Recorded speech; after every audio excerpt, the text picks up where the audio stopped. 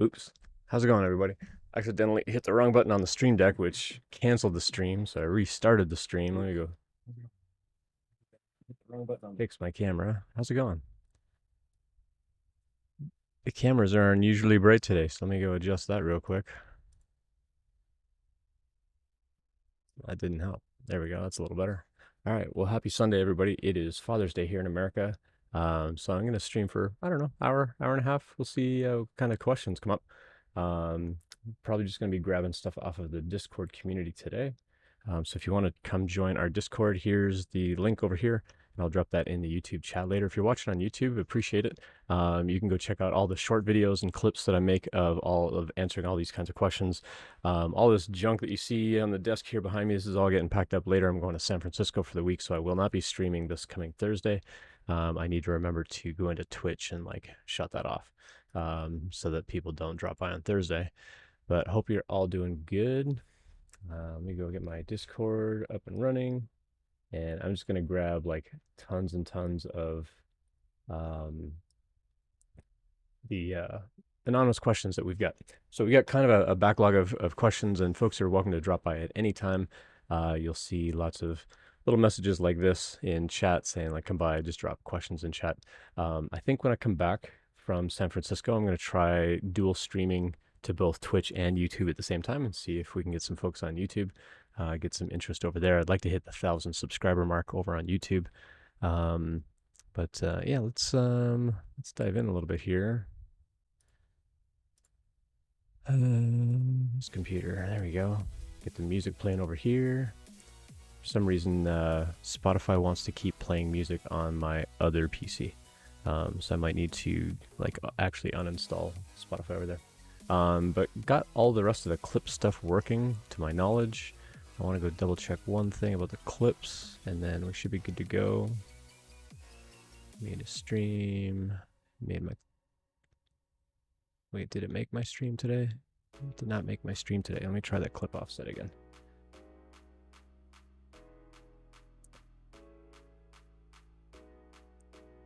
I might need to restart the recording and then restart the clip offset, because for some reason the clip offset didn't do what I was expecting it to do.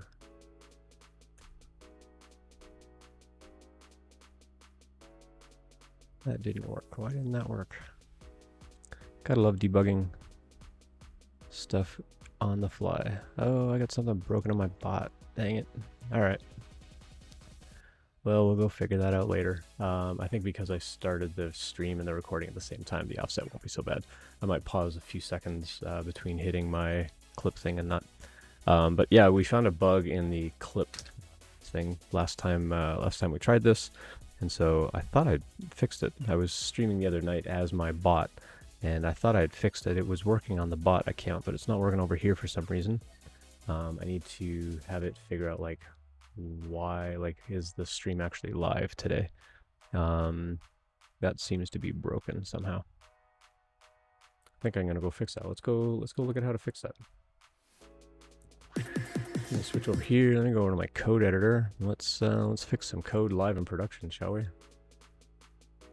Let me change this to be a little more readable. Something about yonder size. Cool, let's pull VS Code over here. Let's see. Let's do one of these. That's a little big.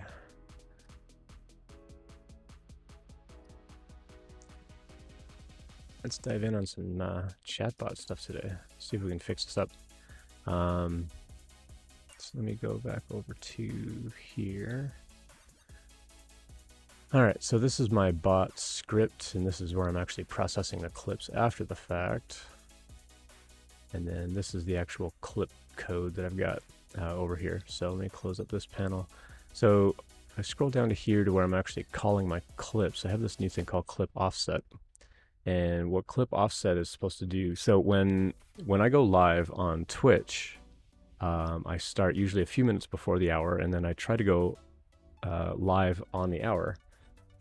When I go live on the hour, I do this clip offset command that you see in chat right here, clip offset.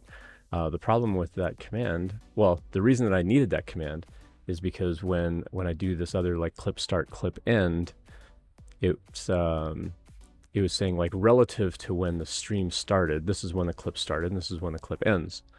The problem is that I don't start actually recording the video until you actually see like the last bit of 100%, and then you see me saying, hi, I'm Ian, I'm the author of Tech Interview Guide, blah, blah, blah.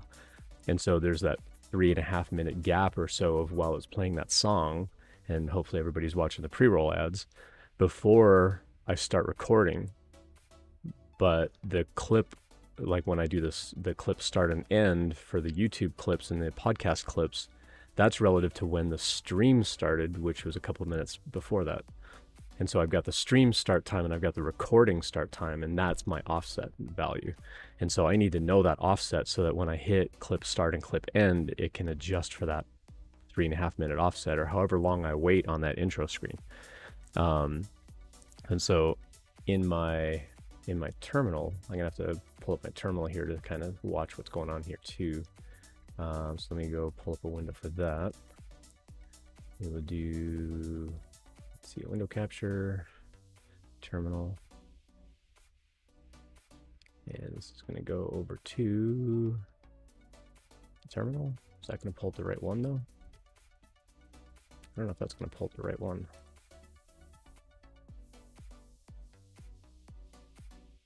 It's the only one it's letting me see. Windows terminal for Ubuntu.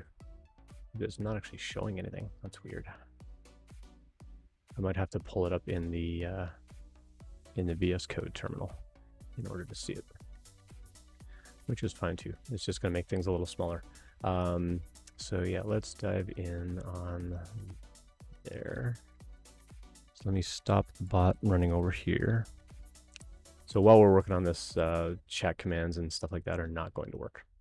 So let me pull this here. Yeah, everybody can still see everything.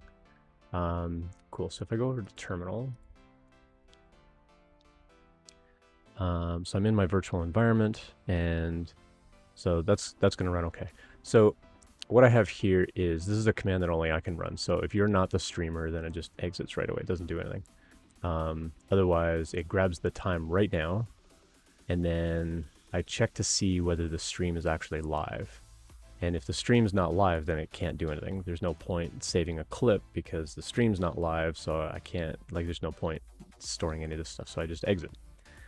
Otherwise, I say go get the current stream from Twitch, and if that returns nothing again, so it's just lots of fail safes of like, if there's really no live stream going on, then just exit. Otherwise, I grab this date time object of when the stream actually started. Now this is both a date and a time in UTC, so like UK time, so the time over in the UK. And so I have to adjust that to my local, because when I store the stuff in Airtable, I'm storing the date for me of when the stream went live. And so I have to convert that to be a local date time and take off the UTC. So I'm basically just adjusting it for my time zone. And then from here, let's see, what am I doing? So then I'm turning that into what we call an epoch time. And that epoch time is basically, it's a number that's in like the 1.6 billion number of seconds since January 1st, 1970. And so I'm turning that into an epoch time, and I'm printing that out. And when that prints, it gives me the proper offset epoch time. And we see that in the bot when the bot runs. Let me turn off VS Code for a moment, because I need to actually start the bot, and I don't want to show my, well, that's going to be a pain to do every time I have to restart the bot. I just don't want it to show the credentials of what's going on. So I'll have to figure out something there. I'll have to figure out something for that so that you're all not left wondering what's going on. So anyway, so the bot's running right now. It says we're ready.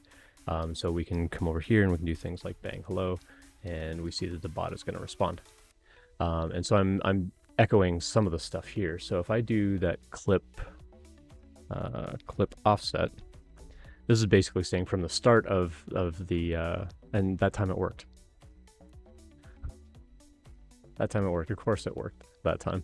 when I actually went live, it threw an error saying that something did not work. It was basically saying that when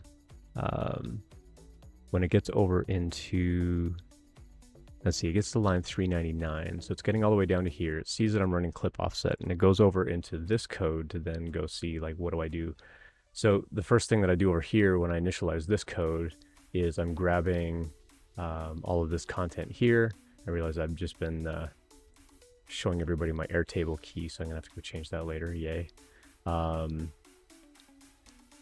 what we're gonna need to do over here, hey V Whiskey, good to see you. My chatbot was broken, so I'm just trying to fix that real quick so that we can kind of carry on with the stream and do all the offsets and stuff like that with the clips and stuff for YouTube and the podcast later.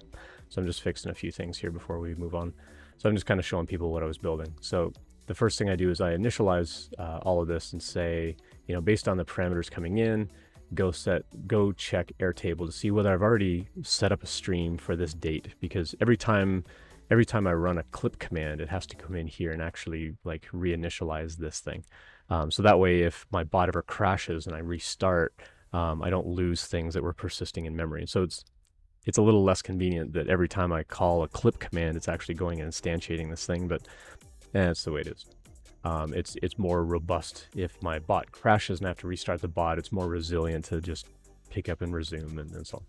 So I come in here and I initialize, and the first thing it does is say, like, go find or create a stream for this given date.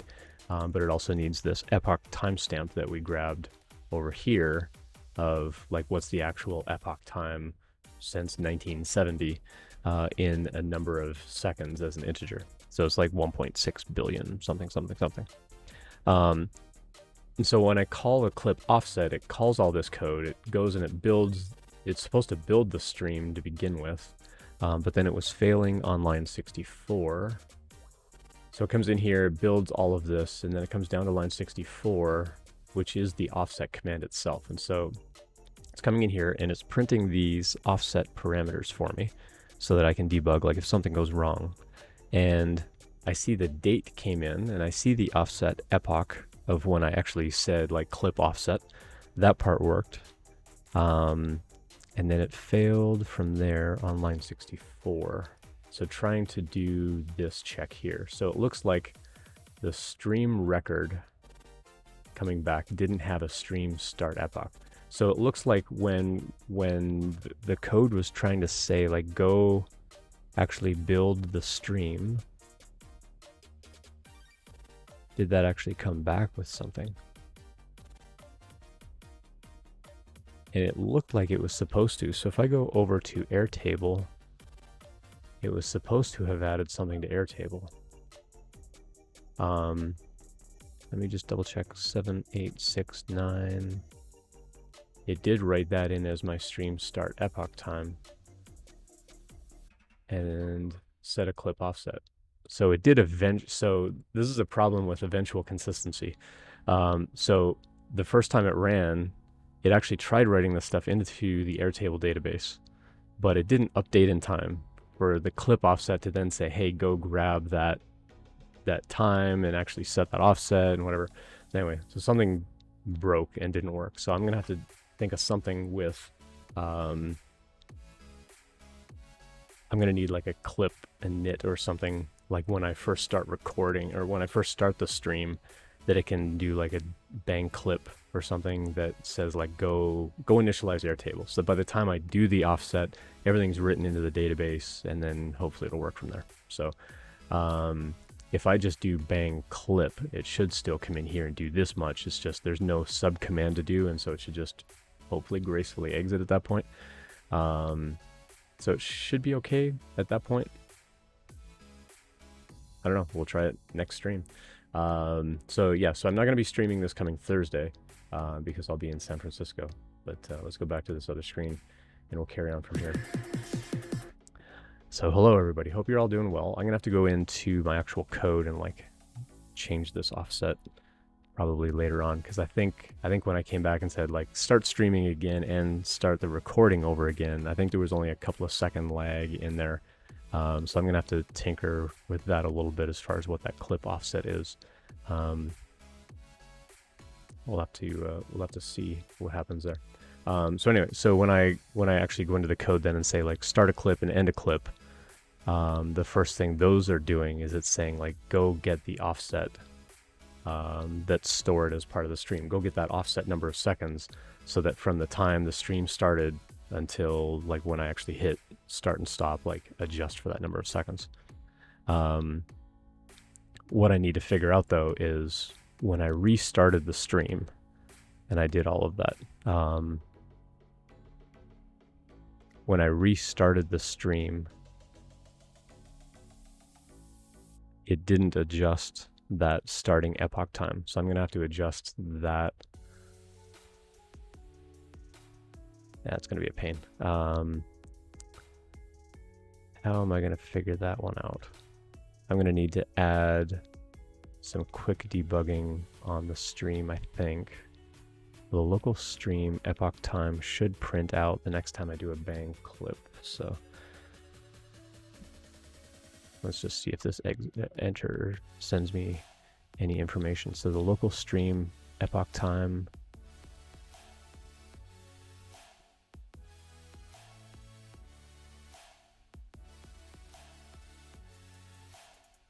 Seven, 8, 6, 9. But that said that it started several minutes ahead of time. I don't know. Might have to play this one by ear a little bit later. Anyway, let's get back to it. So welcome to the stream. Happy Sunday. Hope you're all doing well. B Whiskey, good to see you in chat. Hope that you're doing well as well. I don't know if your dragon has arrived yet. Like I said, I can only track it as far as India, but hopefully your dragon's going to show up soon. You finally caught me. Oh no. Quick, hide. Rip Artist is here. What's up, Rip Artist? Good to see you. So yeah, this is my stream. I basically help people with career advancement advice and interview advice throughout the month of July and August. I'm going to be lining up some folks to come on the stream with me, and you can kind of go back and look through the history of the channel. Here's my YouTube over here. You can go check out YouTube, where you can see other people that have been on the stream. I love having other thoughts and perspectives on career advancement and what goes into a good resume and so on. And so we're going to have Tiffany on the stream. She's also a streamer here on Twitch. So I'll just do Twitch TV Tiffany, I think is the URL. Let me just double check that before I drop it in chat. Yeah, that is her stream. Wait, nope, I spelled it wrong. Dang it. INY? Nope.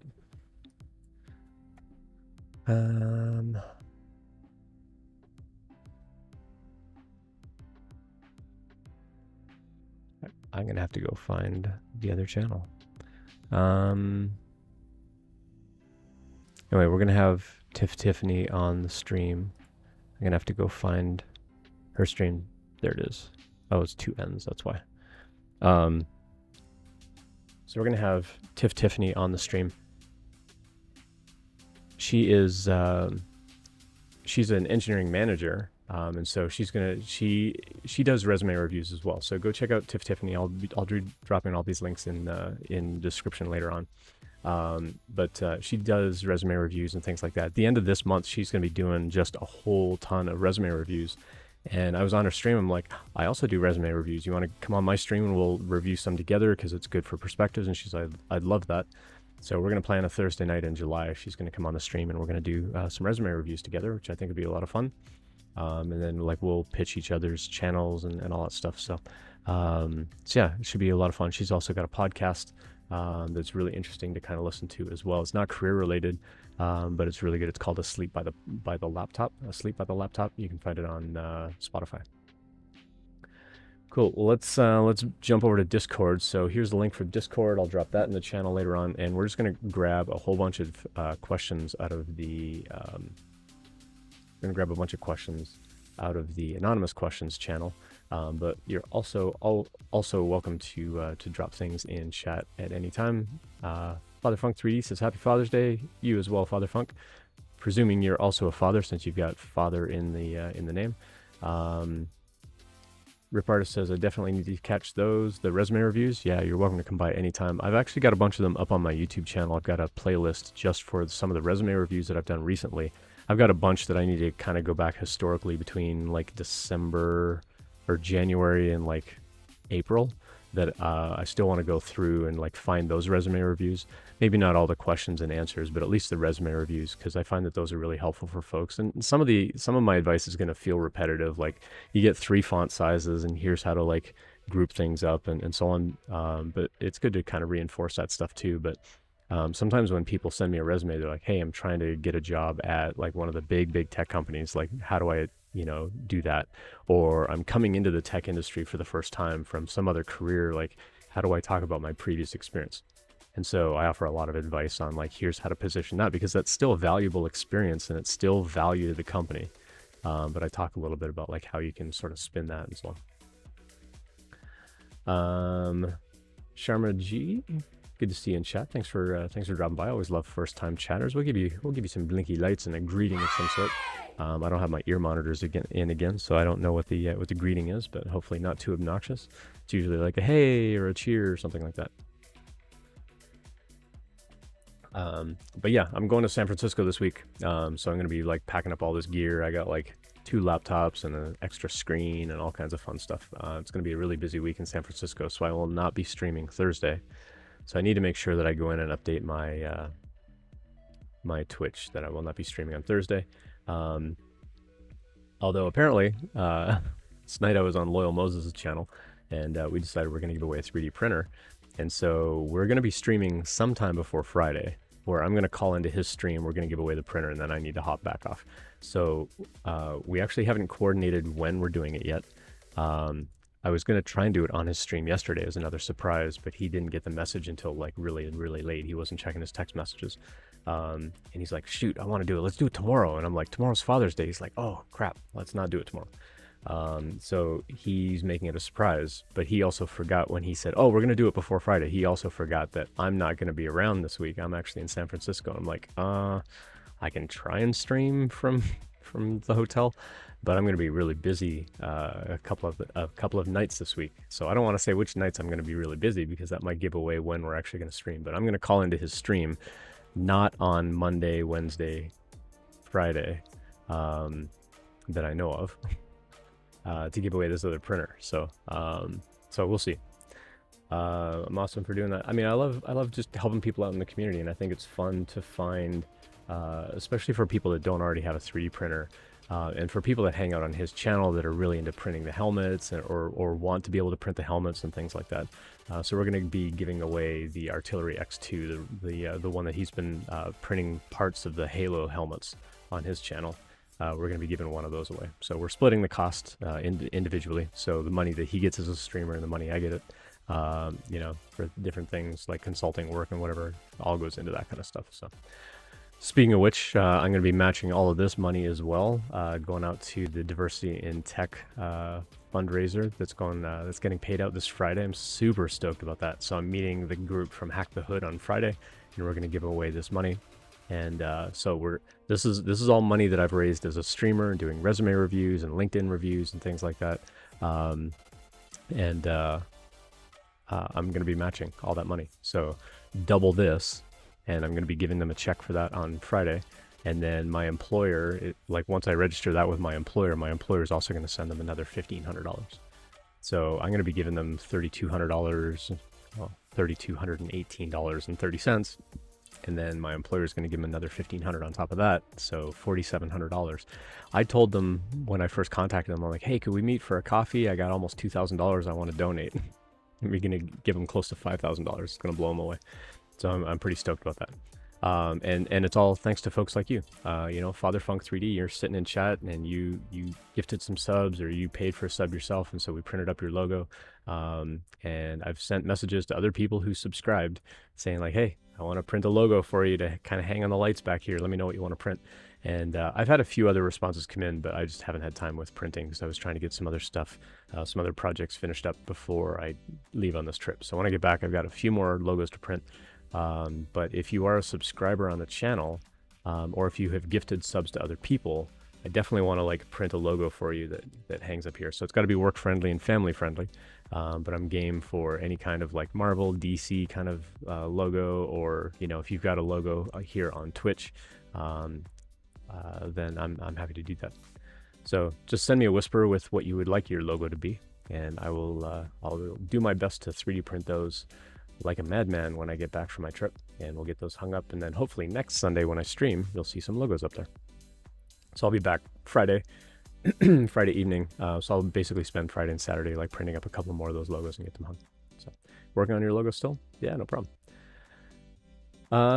Cool. So yeah, so again, over on Discord, I like people asking anonymous questions as well. So if you want to ask an anonymous question here in chat, you can whisper to my bot, and it'll show up in my chat as a anonymous question. I'm only going to see it when I'm actually streaming live though. So if you send a whisper when I'm not streaming, I'm not going to see it.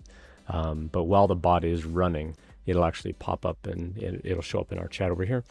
If anybody wants to try it just as a test, just to see what it's going to look like, you're welcome to send just a test message to the bot, and it'll just come up and say anonymous question and then whatever your test message was. But if you abuse it, I have a way of knowing who you are. And so I want to make sure that people aren't spamming and things like that. So good times, good times. Yeah, my bot is a good bot. I had fun last night, like logging in as the bot and like making comments on Loyal Stream. That was fun. It was it was a fun moment of levity for sure. Let's see what else is going on. Yeah, so yeah, let's just go over to Discord. So I've got a whole channel on Discord of just these anonymous questions, and so I get asked questions on Twitch, on LinkedIn, on Quora, where it's like, hey, can you answer this question about like career prep or interview prep? And I kind of collect all of those and I put them in my Discord server, and then when I answer them on stream, I'm going to start marking in the Discord of like, this is the date that I answered it. So if they want to go back and watch the video, they at least know which video to go look for. As far as like the long format video that I usually put up on YouTube. But the individual clips, I also mark like, oh, this one's a behavioral question, or this one's a technical question. I also have playlists for those on the YouTube channel. And so you can just subscribe to my YouTube channel and you'll see those kind of filter in. And I release one of those every day. And so right now we're scheduled through, I think, the end of July now, just kind of going back and looking at old clips that I've gone through and processed. We're going to be releasing a YouTube clip and a podcast audio clip every day through at least the end of July. And then when I do a stream like this where I answer like 2 or 3 more questions, those are also going to get added. And so it'll be like another, we'll be about a month out of when like questions that I answered today, they're actually going to show up on YouTube. This is a test question. Did this work? It did indeed work. So whoever did that, I think I can do. Shame. The last whisper I received was from Rip Artist. So that way, if somebody abuses it, I can sort of shame who you are. So if you write something really mean or really nasty, we're gonna know who you are. Of course, if I also log in as the bot, I can like see the whispers. But I'm not generally logged in as the bot. The bot's just, it's running as a background script. So I'm not actively like, typing in those responses or anything like that. But yeah, so, and basically I built the whole anonymous question thing for people that want to come on chat, but they don't want their name attached to the question. And I want them to feel safe to ask questions because that's why I'm here. I'm here to help people out and offer my ideas and perspectives. And I want people to feel like they can ask a question without, putting their name on it and without feeling like, not ridiculed, but like, oh, what a dumb question or anything like that, because those people exist, unfortunately, but they don't exist long in my community, because I will swing the band hammer. We're all here to support each other. And thankfully, over a year of streaming, like July 7th, I think was my first stream, somewhere early July, I've banned one person. So I've only had one person I've actually had to ban on the channel. And it was all about this diversity in tech fundraiser. I'm like, I want to raise up diversity. And they're like, what do you mean you want less white men? I'm like, no, I didn't say I wanted less white men. I just want more of other people. And he's like, that's the dumbest thing I've ever heard. I'm like, ban, because I don't want that in my channel. I'm all about diversity. Like, there's room for everybody. Yeah, I just didn't appreciate that person was trying to put words in my mouth and basically making it sound like I was saying I didn't want white men in tech. I'm like, no. I'm not saying that I don't want white men in tech. I'm saying there's enough white men in tech. Let's get some other people in tech as well. And they're like, that's the dumbest take I've ever heard, and started making other comments, so we banned them. It's all about the support. That's exactly right, Rip Artist. We're here to support each other and help each other out. So yeah, so we're going to grab some Discord questions, and you'll see some stuff happening over here in chat with the clip start and end. And that's just for a script that I have that then goes through and it processes and it extracts just that video by itself and that audio by itself and turns those into the shorter YouTube videos and the podcast audio that they get sent out every day. So you can go check out the podcast audio. Actually, that reminds me, I need to go double check Podbean. Did it actually do my episode for today? And it still did not. So I got a bug in that code too. So let me go fix that. And then we do Python 3 Podbean publish. For some reason I have to do that one manually. It doesn't work as an automation. But the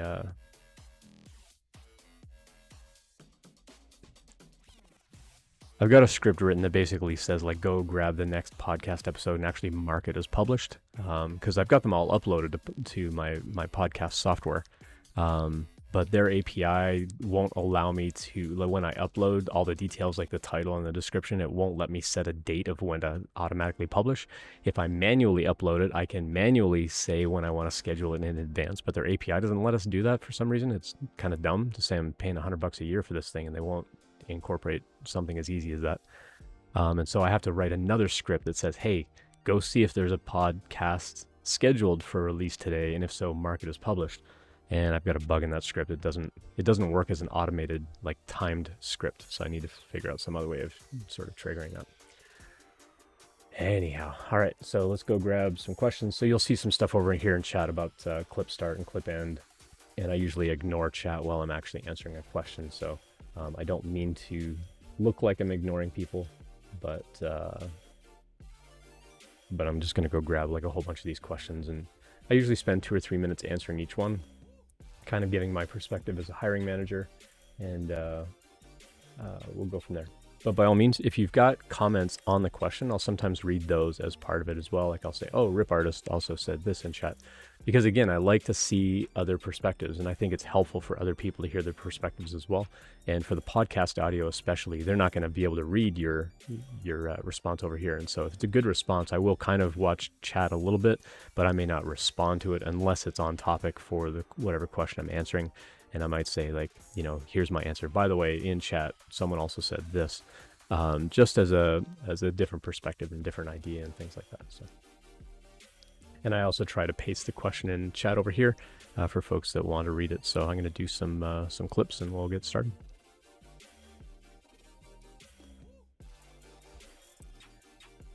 We had an anonymous question in the Discord server, and I'll drop that link in the description. It says, I was invited to a 1-hour interview to evaluate my skill. What does this mean and how should I prepare? There are a lot of different kinds of interviews that you can face in the tech industry. When you're invited to a 1-hour interview to evaluate your skill, our industry as a tech industry, we're one of the few industries where you get interviewed where you have to demonstrate your skill as part of the interview. And an example that I use typically is when a doctor goes for an interview at a hospital, they don't say, hey, go operate on this patient. And if that works out okay, then we're going to hire you. They look at your history and they look at what you're trained in, and they make a judgment call of, like, based on your work history and references and whatever, they make the decision to hire you. But in the tech industry, it's not as easy as that. Sometimes you can get hired by reputation alone. If somebody knows somebody and they vouch for you, they may hire you without an interview, but it's rare. They want to actually see you demonstrate some amount of skill. And so there's usually some kind of technical challenge that you have to do where you're actually showing them how you would write some software, or in the case of like DevOps or database duties or whatever, you would show them the kind of skill that you have. And they're going to ask questions and follow-up questions, and they may ask about different aspects of your skill and so on, in order to really ascertain, you know, how, like, what is your problem solving? What's your decision making? How's your communication while you're working through all of that? And certainly, how is your technical skill? So if you're invited for a 1-hour interview like this is typically going to be a demonstration of your skill in some way. They're basically saying, we want you to come write some code or do some DevOps work or do some database work or do some, whatever the role is, we want you to come and be a part of that for an hour. And then from there, they may progress into additional interviews to say, let's continue the conversation. It looks like you're going to fit in on the team. Or they may say, you don't quite have the skill that we're looking for. Now, my job as the interviewer is to figure out what you know and what you don't know. And so you don't have to go to the interview knowing everything. And that's a common misunderstanding and something that typically holds people back from going and interviewing, is they think they have to know everything about everything. And so they prepare and they prepare and they prepare and they over prepare. Meanwhile, like maybe weeks or months have gone by. And I want to be clear, you don't have to put that much preparation into most of these kinds of interviews. Now, if you're going for like the elite jobs, then yes, you do need to be extremely well prepared. But for most jobs, you don't have to prepare that much. You do need to be prepared, but there's usually not as much preparation into like startup jobs, small, medium-sized companies, even some large-sized companies. Just go interview. You know what you know. You don't know what you don't know. And that's okay. My job as the interviewer is to figure out those limits, is to figure out what do you know, what don't you know, what's your, what we call the breadth of knowledge, how many different things you know. And then your depth of knowledge is how deep does your knowledge go on those different areas. And then I take a look at that and go, how well does that fit in with the need that I have on my team? So if I'm losing someone on my team, for example, who's really good at writing interactions between this part of the software and a database, then I might be looking for a replacement for that. And so part of that technical demonstration is going to be, can you write some software that interacts with a database? Because that's the need that I have on my team. And so I'm going to be looking for someone that can immediately fill that role. But then if you have additional skill, then that's just helping cover other areas and other people on the team. So that I always want to make sure that there's a little bit of overlap of skill. When I think about it, like from a what we call like a skill gap point of view, we've got like all of these different skills and we've got like depth of knowledge. And when someone leaves the team, it leaves kind of that hole in the team. So if you imagine like a cliff and you've got like a ravine kind of thing and there's a gap to fill, I'm looking for someone to fill that gap as much as possible. It doesn't have to be the exact same amount, but I need you to at least cover whatever skill that I'm losing on my team if I'm replacing someone on the team. Or if I'm adding someone to the team, I've typically got something in mind of like, I'm looking for someone that can do a little bit of this and a little bit of this to help kind of cover, maybe some areas where my team isn't strong. And so I'm looking for someone that can, offer support in areas that the rest of my team have, but I don't want to hire too many people that all do the same thing and not have enough people to do this other thing, because I need kind of full coverage of everything on the team. So if I were to use an analogy like a car mechanic shop, if I only hire people that know how to do transmissions, and someone comes in and says my air conditioner is broken, if I don't have somebody on my team that can do air conditioning, I've got to like contract that out, or I just can't work on their car and now I lose money. It's the same kind of thing with software. I don't want to hire everybody on the team that knows the exact same skill. I want to hire people on the team who have kind of a diversity of skill that they can do lots of different things on the team. Now, if I've got a couple of transmission people and you also happen to know how to do transmissions, that's okay. But I'm also hoping that you know how to do air conditioning and replace tires and do brakes and things like that. Some of those skills you can learn on the job. And so if you don't have that skill, that's okay. So when you go for these interviews in the tech industry where you have to demonstrate your skill, you don't have to know all the things. Just come and bring yourself. That's what we're looking for. We want you to come and bring yourself, and then we'll figure out whether you fit what we need on the team. So when you're coming, so kind of going back to the theme of the question, if you're invited to a 1-hour interview, it's going to be a demonstration of your skill so that they can ascertain where you fit in on the team and whether the kind of skill that you have fills the need that they have on the team. And that's how we answer a question. So yeah, so all the clip markers and stuff that you see over here, basically the clip start and clip end are basically just writing things into a database so that later on I can go back and see when things actually sort of got entered in the database, and then I can clip those out later on. All right, let's see. Delete that record. Yep, so it made that clip for me. And again, it's like putting in start and end times offset to like when I actually started the stream and so on. So I might need to go in and like clean some of that stuff up later on, but Cool. All right, so let me go mark that one as being answered and when I answered it. And then we'll move on to the next one. So if you've got like other comments, other feedback, you're welcome to drop that in chat as well. If you've got questions that you'd like to have me answer and offer a perspective on, you're welcome to drop that in chat as well. Saw the viewer count tick up a little bit. So we're just hanging out on Discord today and just answering questions on Discord. So you're welcome to come hang out with us on Discord. So here's the link over to Discord, and I'll be dropping that in the description down below. Answer June 19th, 2022.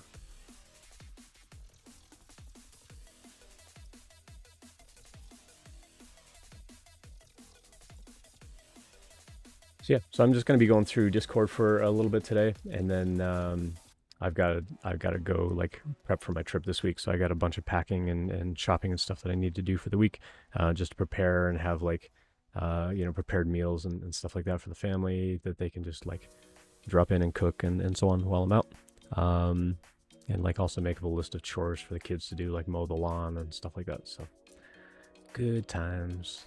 But yeah, I'm just going to answer some questions on Discord, but you're welcome to kind of lurk and chat over here and drop stuff in chat if you like. But this is how I do my stream. I just offer kind of helpful advice. I'm really big on kind of the interactive side of things. And so yeah, so as far as this goal down here that we see, I was only trying to raise $1,000, and we beat that. We crushed it with the dragon giveaway. I was giving away just tons and tons of those 3D printed dragons. The articulated kind, so the kind that actually move. I've got like one little failed sample of like one of the paws, but this was the Imperial Dragon, and it failed, but I wanted to show people like how the hinges actually worked with the 3D printer. And so this is the only part that I actually kept. I actually gave away every single other dragon, and the last batch actually mailed out finally out to Canada, and there was one to India and one to Africa, and so they are on their way again. They got returned because someone at the post office didn't print out the label properly. It was the right label. Turns out it was the right label. They just didn't fill in the description well. So when you send something abroad and you fill out the customs form, you have to describe what it is. And it's kind of a spoiler if you're like sending someone a package and they're not expecting the gift. They can see on the label what it is before they actually open the box. But on all the customs forms, I was writing down 3D printed dragon toy. And the guy that was filling out the paperwork just wrote the word toy. And then the way that his label printer actually printed it off, it actually cut off part of the label. And so all it said on most of the labels was oi. And customs like, that's not enough description to know what's in the box. And so they sent them all back. Thankfully, though, the U.S. Postal Service was amazing. And they're like, oh, yeah, okay, yeah, that's our bad. So we're not going to charge you for the shipping again, which is nice because it was like $120, $130 worth of shipping to send all these things abroad and overseas and to other countries and so on. And so they're like, yeah, you don't have to pay for the shipping again. I'm like, that was nice, thank you. So yeah, so all of this fundraising money mostly came from the dragons and the live stream last month. Super stoked about that. And so I'm giving that money away on Friday.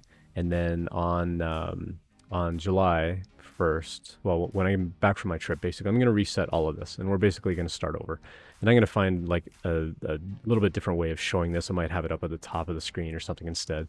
But we're going to start this over again, and we're going to do another giveaway of some kind in October. And we're playing through some different ideas on what we might give away in October. And I might do like a really big giveaway of some kind to say like, if you got drawn as a winner, then you're going to get entered in this other drawing or something for like a really big prize. I don't know. We'll see. We'll see what that's going to be. But I'm hoping that we can do that in October so that I can ship that stuff out so you get it in time for holidays. So if you celebrate the holidays, my goal is to send everything that even the things I send by the end of October are still going to ship out and get received by the holiday season. That's my hope. So we'll see. Blacksmith Pop, good to see you. Thanks for supporting the stream as well. Who else is hanging out? No caffeine, eh? Apologies for no caffeine. I got my caffeine right here. Cause it's almost noon where I live, but I'm like, it's coffee time. So thanks for dropping by. Give you some blinky lights and greeting sound of some sort. I don't have my ear monitors in, so I don't know if it's like playing a kazoo or screaming at you or anything like that. But welcome to the stream.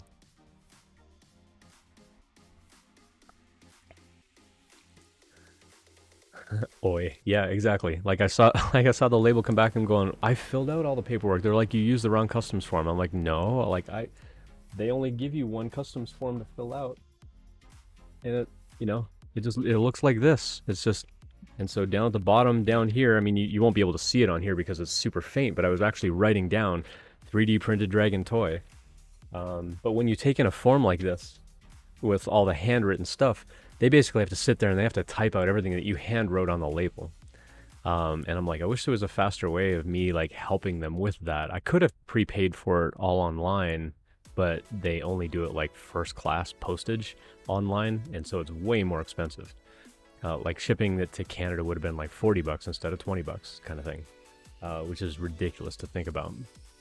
And so I'm like, no, I'm just gonna fill out the paperwork. I'll wait in line if I'm gonna save like, half of the money that I'm gonna otherwise spend in shipping. I'm just gonna wait in line, and then for them just to only write out like some of the information, and the person that was typing stuff out was like misspelling the addresses and all kinds of stuff. Like I got all kinds of typos and stuff. Like one was going to Vancouver and they wrote it as Van space Coover. And it's like, okay, well, their system's probably going to be smart enough to like fix the name of the city, but come on, like you have one job to do, is just to type this stuff in as I've written it. It was very clearly written out.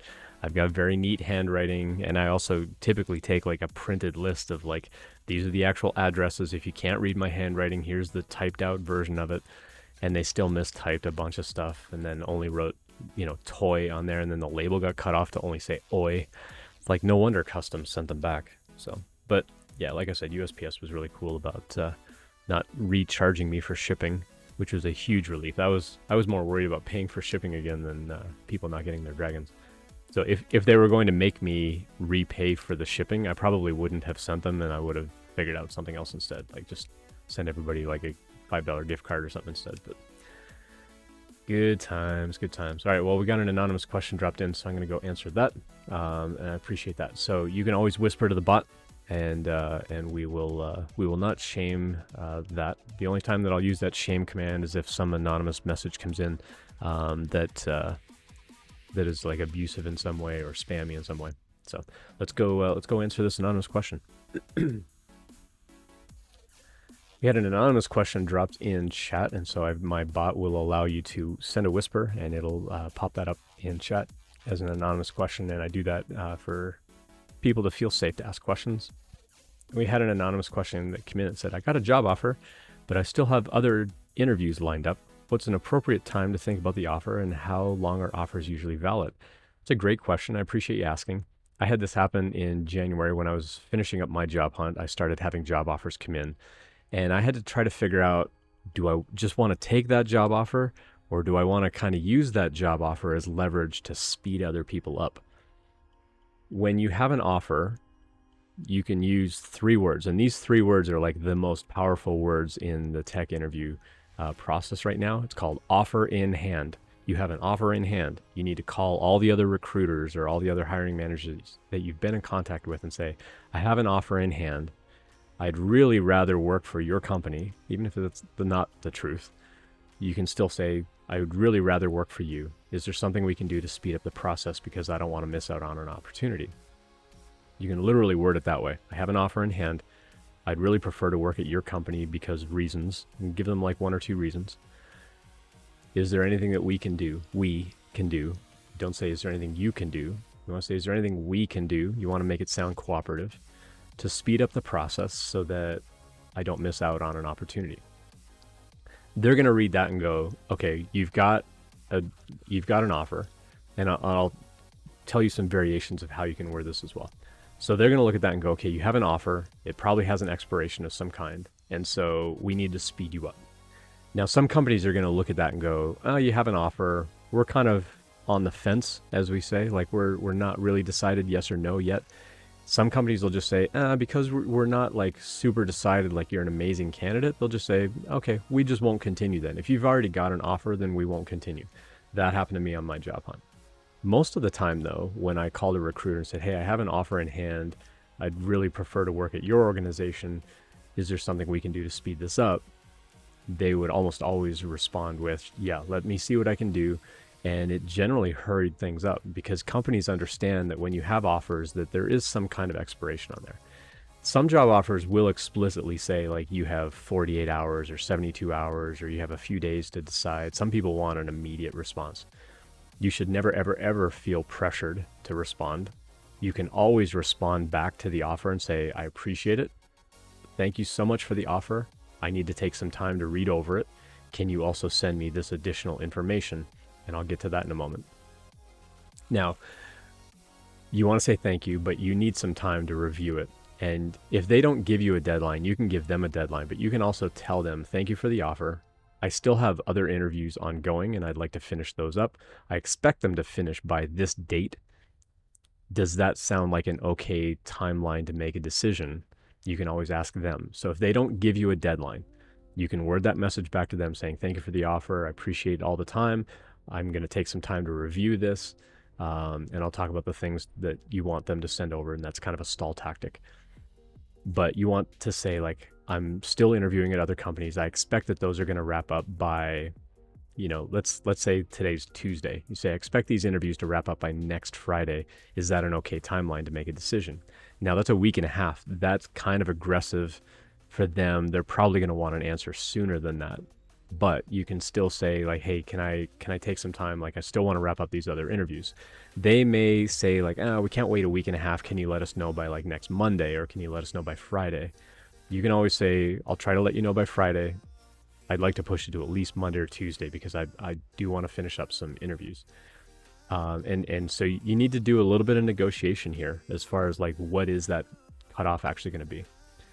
One other thing that I mentioned earlier that you can reword to the other companies to speed them up. You can say, I have an offer in hand. I'd really rather work for your organization. Hey, Pezlis, thanks for the resub. Appreciate that. You can basically use some wording in that message to hurry up the other company that says, I'd really rather work for you. I'm going to ask this other company for an extension on their deadline so that we can finish our interview process with your company.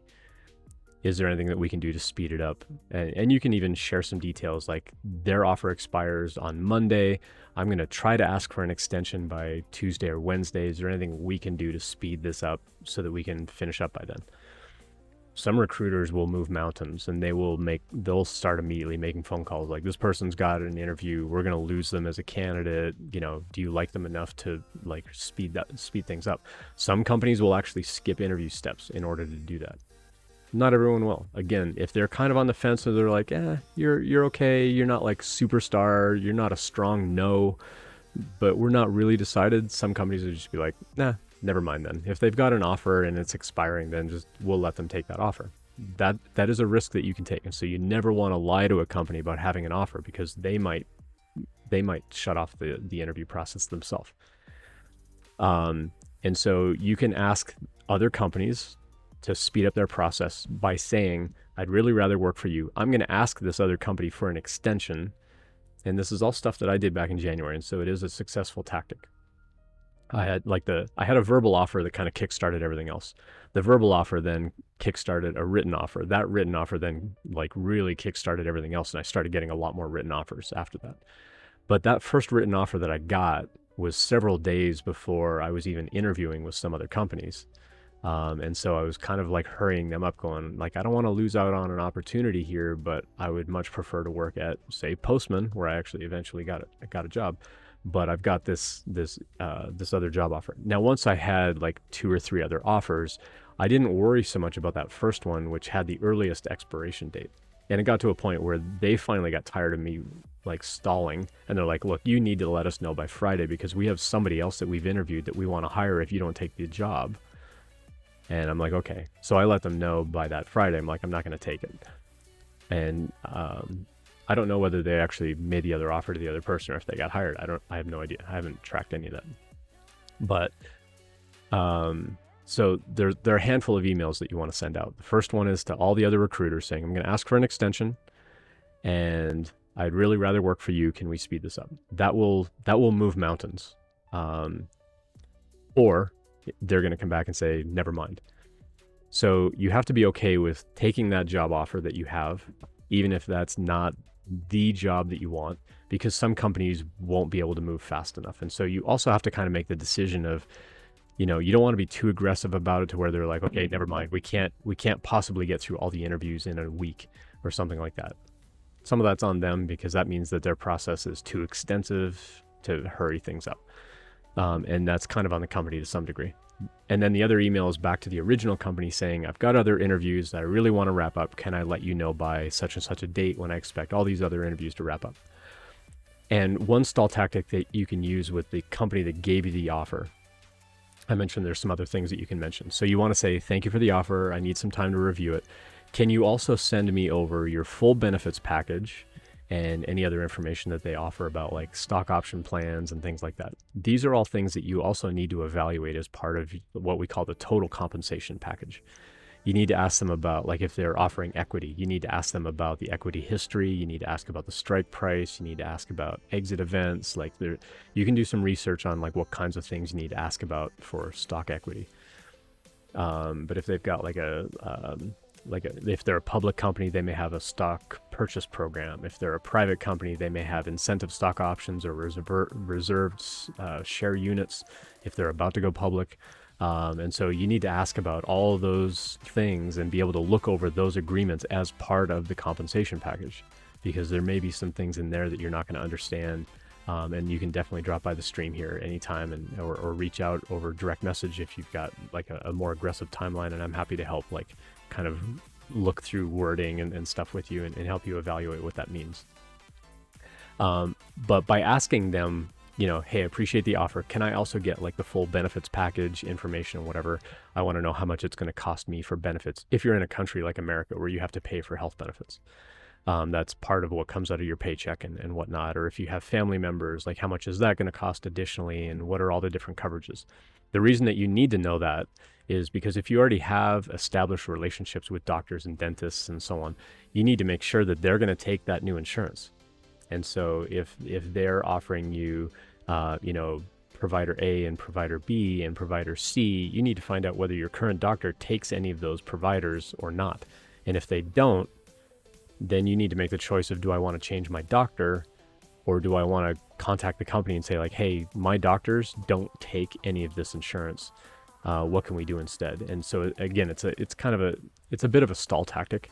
But you need to say like, hey, I need to get a hold of my doctors and all this stuff. So I need time to like go through all of this before I can make a decision on taking this job. Now in the tech industry, some people are like, well, you're already making like a ton of money. What difference does it make if you have to pay like a little bit more of a copay or something like that to your doctor because they don't take that specific insurance? But again, 3-word phrases: continuity of care. Those are the 3 words that you need to get back to the recruiter and say, for continuity of care. That means I've already got an established relationship with a doctor or a dentist or, surgery follow-up or whatever. And for continuity of care, I need to make sure that my doctors take the insurance that you're providing as part of the benefits package. I need time to call them. I need time to like get them to research like what's actually covered, because, otherwise my out-of-pocket expenses could be enormous. Medications and whatnot. Now, you don't have to give them any information about that. You just have to say continuity of care. I need to call some medical professionals and make sure that they're going to cover all this. You never have to give them like, oh, well, I had this surgery and I'm on this medication. I have to make sure that I can get that medication still. Don't give them any of that information. But you do need to say, I have established doctors and so on that I work with. I need to make sure that they can take this insurance. And it may take a couple of days to call everybody and make sure that they can actually take this insurance. So again, that's a stall tactic that you can use to say like, I can't give you an answer like today. I can't give you an answer tomorrow. I need at least a couple of days just to call everybody, much less evaluate everything about the compensation package. And so that's a good way to kind of stall things out while you're still working through all the other interviews with other companies. And so those are the 2 messages you'll send. You'll send one back to the company that gave you the offer, and then you'll send the other message to everybody else that you're still interviewing with saying, we need to hurry this up. And then once you start getting other offers, then you can start to compare them to say, okay, that first offer that I got that's expiring first, is that most important? Like, do I really want that job, or do I want maybe this other one a little bit more? You need to look at compensation packages, and every company that gives you an offer, you still need to ask for all that other information, like the benefits package and the stock and like anything that they mention in their contract. You still have to ask them all of those questions anyway. Um, and then, again, it's not meant to be a stall tactic to drag it out forever. They are looking for an answer quickly, but that's how you can sort of phrase those messages to kind of stall things out a little bit, to make sure that you've got time to finish up the interviews and whatnot. And once you start calling your health providers or whatever and say, do you take this insurance? Do you take that insurance? Then when you get other offers and you find out that they also offer like that similar carrier, then you already know that they're going to take that insurance. You don't have to really stall out as long. But this is something that I had to do back in January. One company offered, they're like, oh, we offer like Kaiser Permanente. And I'm like, well, Kaiser Permanente, you have to use their doctors. If you go out of network, it's like outrageously expensive. You have to go to their doctors. We haven't used Kaiser since our youngest was born, and they did a bunch of stuff. I will never be another Kaiser Permanente customer in my life if I can help it. I will never set foot in another Kaiser Permanente facility of any kind. That's just me. And so when this company came back and they're like, we offer Kaiser, I'm like, I can't take Kaiser Permanente. Like, I'm not going to Kaiser. And not that I was willing to walk away from the job, but I contacted that company back saying, because of the provider that you offer with the health benefits, is there an adjustment that we can do to pay if I don't take those benefits? Because I don't want to be a Kaiser Permanente customer.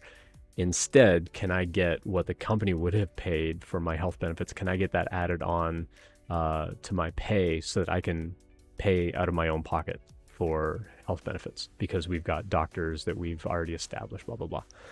And that company came back and said, yeah, we'll work something out. So again, you have to be respectful about it, but you can ask these kinds of questions. And again, I'm happy to help with wording and phrasing these kinds of messages. So yeah. Cool. Pezless, thanks again for the resub. I appreciate that. Appreciate the happy Father's Day as well, and happy Father's Day to everyone else out there. Fortunately, I lost my dad about 2 months before COVID hit. He passed away between Christmas and New Year's of 2019, and kind of a blessing in disguise, to be honest, because he was in and out of the hospital all the time, and probably would have had quite a number of problems if he was still in and out of the hospital with heart problems and surgeries and things like that with COVID going on. But yeah, I miss my dad. My dad was the epitome of workaholic, but also he was the epitome of like bend over backwards to help anybody out and to share knowledge with other people. And that's really where I got that whole mindset of like, hey, I've learned a thing, let me teach it to you. He would go and learn things, and he would try to teach me, try to teach my sister, try to teach whoever wanted to listen. He was in the woodworking industry for years and years and years. He taught industrial cabinet making at college. He didn't have a college diploma himself. He went to like a trade school, got his apprenticeship and journeyman's tickets, and just started working in the industry. And he had so much experience that a community college hired him, and he was by far the most popular professor of that program at the time. But he wasn't the most, he didn't have the most seniority. And so when the college started laying people off, he got laid off because he didn't have as much seniority. But his classes were always full with backlists of students that wanted to get into his program. Meanwhile, the other instructors, like students would see that they got enrolled with that other instructor, and they would drop and try to like get on the wait list for my dad's classes. And so it wasn't a popularity contest, unfortunately. They, most community colleges in Canada were very regimented about like, no, you stay on based on seniority. And even though he'd worked at the college for a long, long time, he had the least seniority, and so he was the first one laid off, which was disappointing for him. And it was also close to the end of his time as an employee anyway, for retirement age and so on. And so he worked a few part-time jobs, and then he enjoyed retirement. He got to meet the grandkids and hang out with the grandkids and do some trips and things like that. I always wanted to take him over to Scotland, where his family was from, and the Douglas family is from kind of the south edge of Scotland, where it meets England. and we just never got over there. And it's one of the biggest regrets I have about hanging out with my dad is I always wanted to take him to Scotland, and it didn't work out. So maybe one day I'll take my kids over. We'll see. Cool. Let's scroll back through chat. Let's see what else. Did I miss anything else? So no caffeine A. How do you answer the question of how many years of experience do you have? It seems like recruiters want someone with several years of experience. I don't have that. Yeah, let's answer that one. I appreciate the question. So I like answering questions like that. Having been a hiring manager myself, I like to give perspectives on that sort of thing. So let's jump in on that one. We had a question come in chat that said, how do you answer a question of how many years of experience do you have? It seems like recruiters want someone with several years of experience, and I don't have that. On a previous stream, I answered a question about, is project experience the same as professional experience? In my opinion, no. Professional experience is on-the-job experience where you're getting paid. Project experience is where you're building up projects to build up your technical knowledge, but not something that you're paid to do. Now, if you turn around and actually get paid for that project, then yes, that would be considered professional experience at that point. When recruiters are asking how many years of experience you have, they're typically asking for how many years of professional experience do you have? How many years have you actually been working where you've been paid as an employee or as a freelance contractor, something along those lines. Now, if you've done project work for an extended period of time, then you can say, professionally, I've only got this much experience, but project-wise, I've been working on projects for this many years. They may consider some of that amount of project experience as some amount of professional experience. But most of them are going to be looking for professional experience because they want to know, how have you worked on a team? How long have you worked on a team? What kinds of problems did you have to solve? What was your role on the team? What kind of team was it? Was it a full stack team? Was it something that we call a cross-functional team where you're working as, I was one developer working with one DevOps person, working with one support person to try to build out a feature of a product or something like that. So when you're asked about this experience, they're asking for professional experience typically, but also looking for kind of a breakdown of what kind of team you're on. So there will be follow-up questions to this. So if you can tell me in chat, how much experience do you have? Have you actually worked professionally or not? That would be a big help to kind of give a little more context to the question. So if you can drop that in chat while I'm kind of going through some other thoughts here. Again, with professional experience, sometimes you'll see on a job post, you must have so many years of work experience or particular amount of education plus something. A lot of times it'll be we expect a bachelor's degree or so many years of experience as equivalent if you don't have the education, because they expect that you're learning things on the job, which you're always going to be learning things on the job, especially in the tech industry anyway. With things like professional work experience, though, they're really looking for what kind of teams have you been on, how big have those teams been. So in the follow-up in chat, it says, I've had a freelance client. So a freelance client counts as professional experience. If you've done work as a freelance developer and you've been paid for that, that is professional experience. You might have another one. That's great. So on your resume, you're basically going to say, I'm a freelance developer, and you don't have to name the clients, but you can say, these are the projects that I've built as a freelance developer or projects that you've been involved in as a freelance developer. You'll want to outline those as professional experience. Other project work that you're doing kind of on the side where you're not being paid, that's just project experience. But again, some companies will count some of that as experience. So if professionally, let's say you've done JavaScript and React projects and you've been paid for that, that is professional experience. If you've on the side also worked on, let's go explore Node and Express and Mongoose and MongoDB, or, interacting with Postgres or some other relational database, if you've been dabbling in projects in that, you can say, I've also got project experience working in these other things.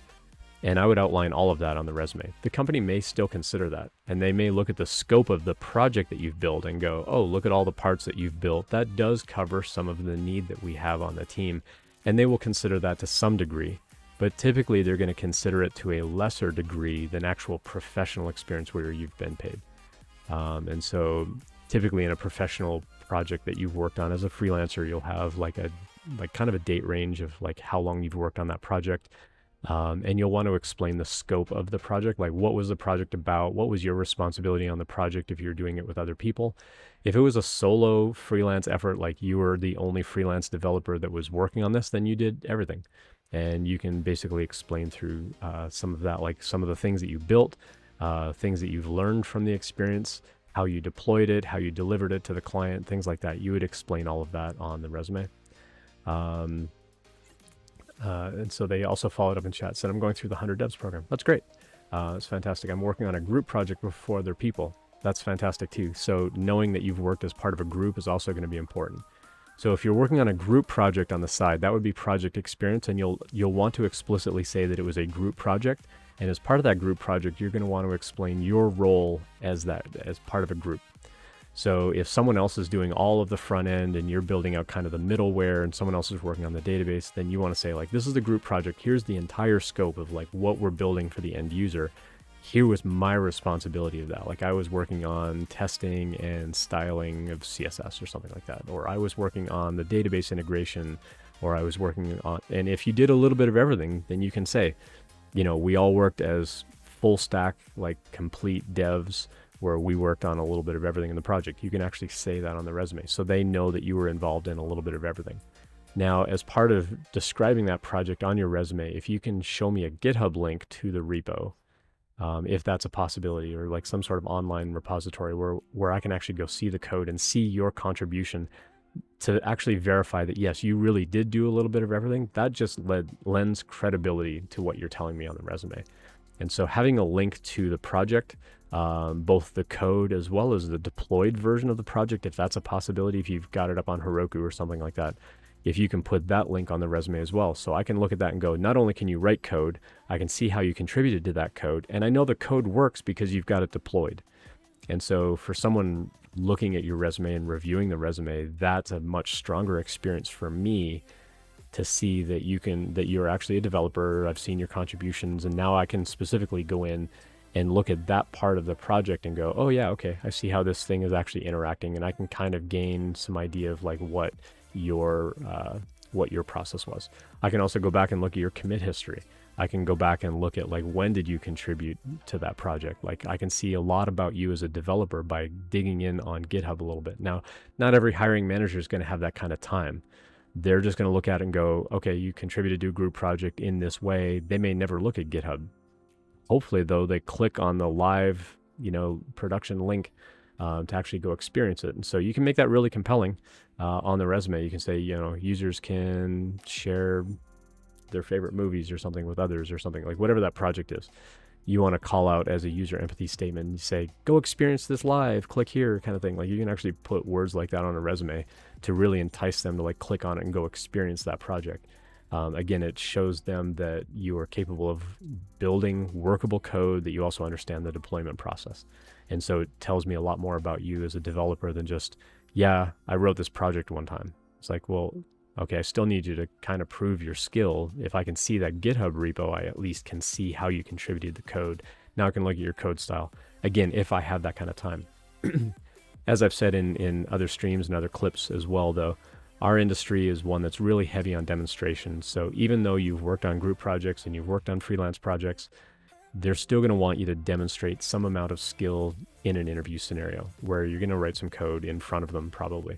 It may be a take-home assignment, but at some point in the process, they're probably going to have you writing some code live just to see what your process is and kind of hear your problem solving and the decision making about how you're building that code.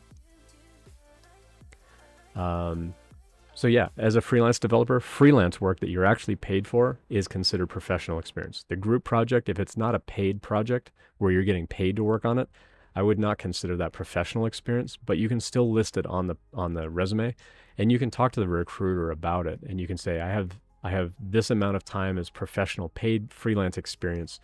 I've also got this as project experience, if you will consider that as well. Some of them will. Like I said, some of them won't. But every hiring manager is a little bit different. Every organization is going to be a little bit different. Some of them are going to look at that and go, okay, 100 devs, these are all the different things that you're learning. And we see the portfolio of the projects that you're building. And that may be enough to get you into an interview where then you can continue to demonstrate your level of skill and then hopefully get a job offer out of that.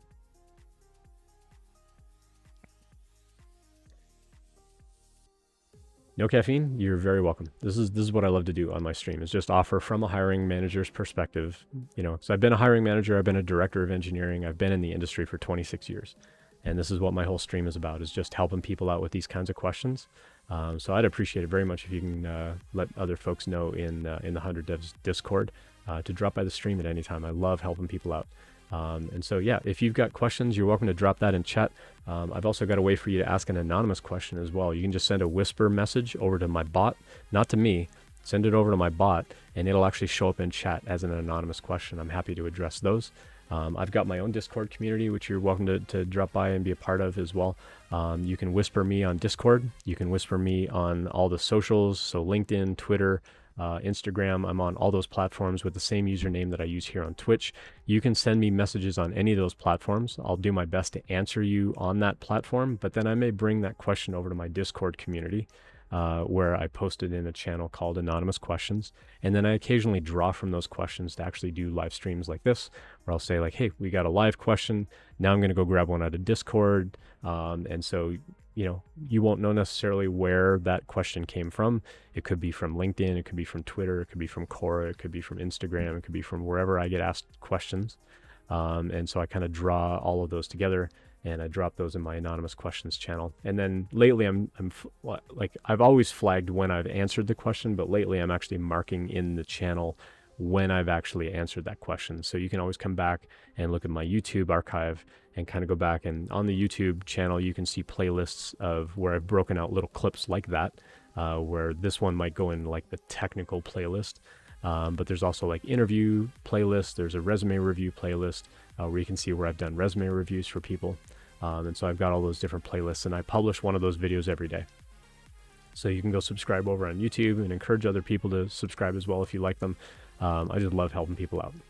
In the month of July and August, I want to have some other folks on the stream, especially folks from 100 Devs. I'd love to get a whole group of you on here, like maybe a couple of groups of folks that are going through 100 Devs or that have gone through 100 Devs and got jobs. I would love to chat with them about like, what was your process to actually get a job? Or if you're on the job hunt as part of 100 Devs, what are some things that you're going through? How can I help? And just get different perspectives of like, what are you going through? And so you can go check out my YouTube archive. You'll see how I've had lots of other guests on the stream. And over the month of July and August, I would love to set up some folks from 100 Devs specifically, because it's such a growing community. I'd love to have a bunch of folks come over to where we can chat about like, what's that process been like, just to encourage other people, like go check it out. I think it's a good program. From what I've watched, like I've occasionally lurk on Leon's channel. I don't try to chime in too much because I don't want to be spammy of like, hey, I do interview prep or whatever on his stream. That's his stream. I don't want to like be that guy. But I'm willing to help out. And so if you can help me out in the 100 Devs Discord and say, hey, I found this guy's channel and he's offering advice or whatever. I've also got an email series as well where you can subscribe to this, and it's a daily email for 6 weeks. That you can subscribe to, and other folks that are hanging out in chat today, like Pez Liz, they've been subscribed to that, and it's just a different email every day, again, from a hiring manager's perspective of why do we ask that question. I don't really explore the question from here's how to answer it perfectly, because there's tons of those resources online already. So what I do is I answer that question from a hiring manager's perspective of why do we even ask that question? What are we really asking when we ask that question? And I go through technical questions and behavioral questions and just general preparation and things like that. And we talk about company culture and so on. And so there's 40 odd messages or whatever in that, that you're welcome to go subscribe to that. You can unsubscribe anytime. And you can also reply to any of those messages to get straight to my inbox. If you've got a question, or if you've got something that I can help you with, you can reply to any of the messages in that email series, and it'll go straight to my inbox where I can help you out. So lots of opportunity to ask questions. Blue, green, purple, red. Thanks for dropping by. First time chat. Oops. Didn't mean to start and end a clip there. I meant to say welcome to chat and give you some blinky lights here. I think my anonymous question may be flaked out due to a character limit. So it'll be the same character limit as any other question. So, yeah, I see that you dropped it in here as well. So yeah, we'll go answer that. Thank you for the stream. I'm a self-taught junior dev looking to obtain my first position. I'm 30. I've worked my entire career in hospitality. I was wondering if you have recommendations. Absolutely, yeah, I can help you with the resume there. I'm worried that most of my experience I have is irrelevant for a new role. Not true, and I'll explain why. I know a lot of employers who actually strongly prefer people coming from a hospitality background. So I'll explain more about that. My second question is regarding international remote work. Am I generally limited to jobs within my country? Am I able to seek remote positions globally? That's also a really good question as well. I've answered that one on recent streams, but I'll give you some highlights on that one. So I'll do a clip for the first one. And again, the only reason that I do these like clip start and end things over here in chat is because I extract those videos as short videos and podcast audio that you can go check out as well. You can do Bang Podcast or Bang YouTube over here in chat, and it'll give you those links.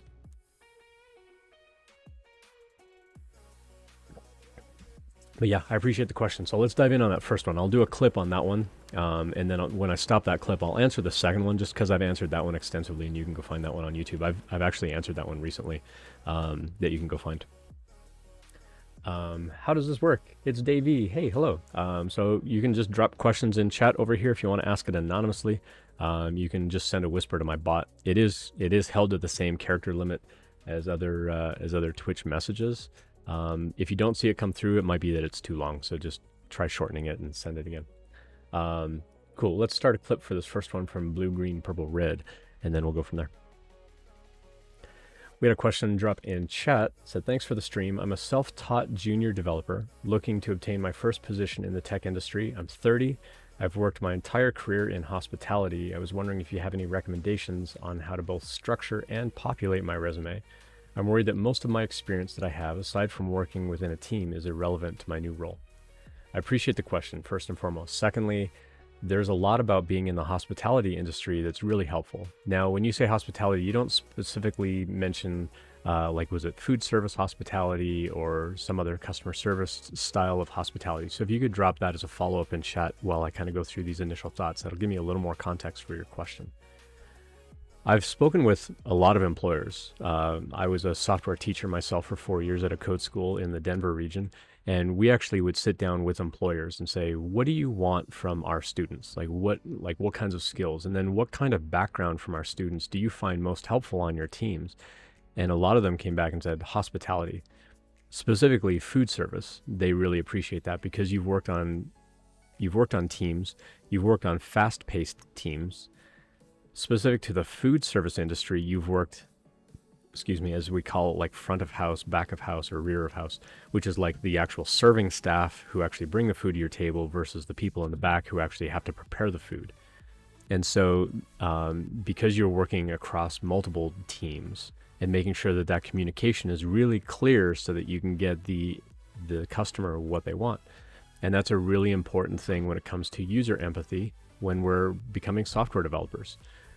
We have to really understand what is it that the user wants. How do we fulfill that user's need? How do we do it in a way that's empathetic? How do we do it in a way that's inclusive? How do we do it in a way that's accessible? And how do we do it with speed? Maybe not in that order, but those are the things that are typically going to be important to a company. Those are the kinds of things that you really want to highlight on that resume. Now, when your work experience is not tech related, it does sometimes feel a little bit like I don't want to have to over explain what I did as a server or as I worked as a staff member in a hotel or whatever area of hospitality that you actually worked in. So again, if you can drop that in chat, give me a little more context, I can kind of refine my answer a little bit. But either way, you've worked with customers. You've had some expectation of following some standards, following some rules, learning how to sort of work those processes, but also how to problem solve on the fly. What happens if I'm serving a customer and we run out of a particular kind of food?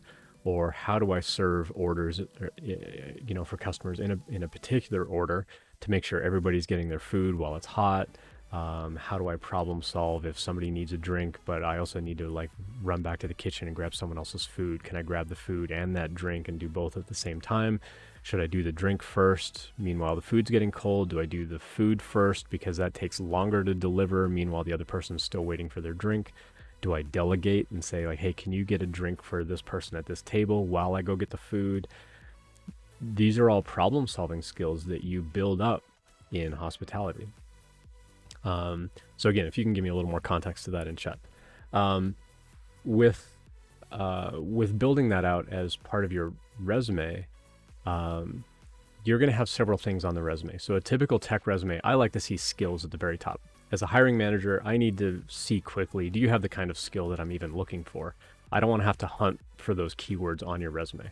And so for me as a hiring manager, I like to see the resume with your contact information at the top, immediately followed by the skills that you know. What programming languages, what frameworks, what libraries have you used? Have you interacted with databases? Have you deployed code? What kinds of tools, what kind of libraries? Do you know Git? Have you worked in agile methodologies? Like all that kind of stuff. Build out a skills block. You can go check out my YouTube channel. I've got a bunch of resume reviews and a playlist, and you can kind of go see how I've formatted other people's resumes and get some ideas about like the kinds of things that you can mention in that skills block.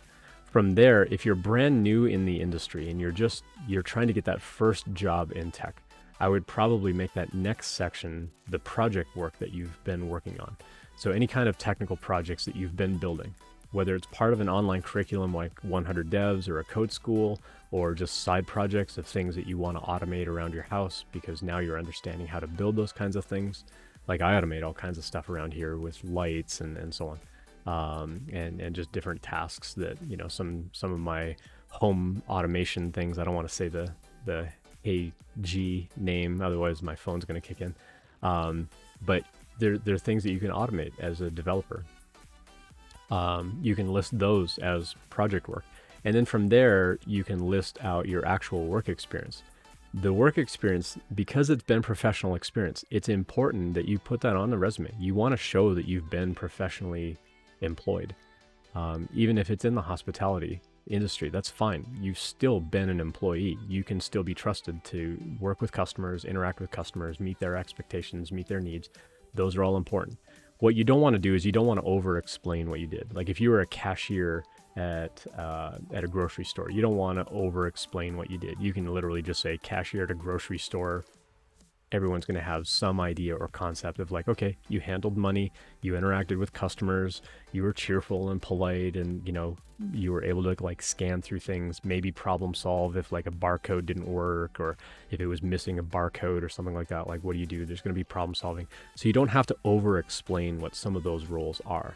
But if there was something novel about that role that you can share about what you did in that role in hospitality, that can really stand out. And so the bullet points that you want to put on there, you'll typically have fewer bullet points because it's not tech related.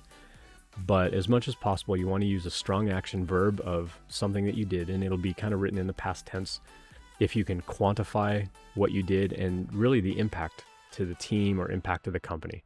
Like I updated a procedure to do something more efficiently and it saved everybody, 10% of their time or something like that. Like if you can quantify that and actually explain a little bit more about those kinds of things. And so some follow-up in chat from them. I worked back of house as a chef. I have experiences working as a senior sous chef. That's awesome. That's great. Teaching and organizing a team. Those are fantastic skills. So now I can give you more specific things that you can put on those bullet points. Talk about how many people you taught. How many people did you train? What kinds of processes did you come up with as a sous chef to help make things more efficient, more effective around the kitchen as people were preparing? How did you hold them to safety standards, and what kinds of safety standards did you have to follow? And so your bullet points are going to be trained 5 staff members, to work efficiently, with communication.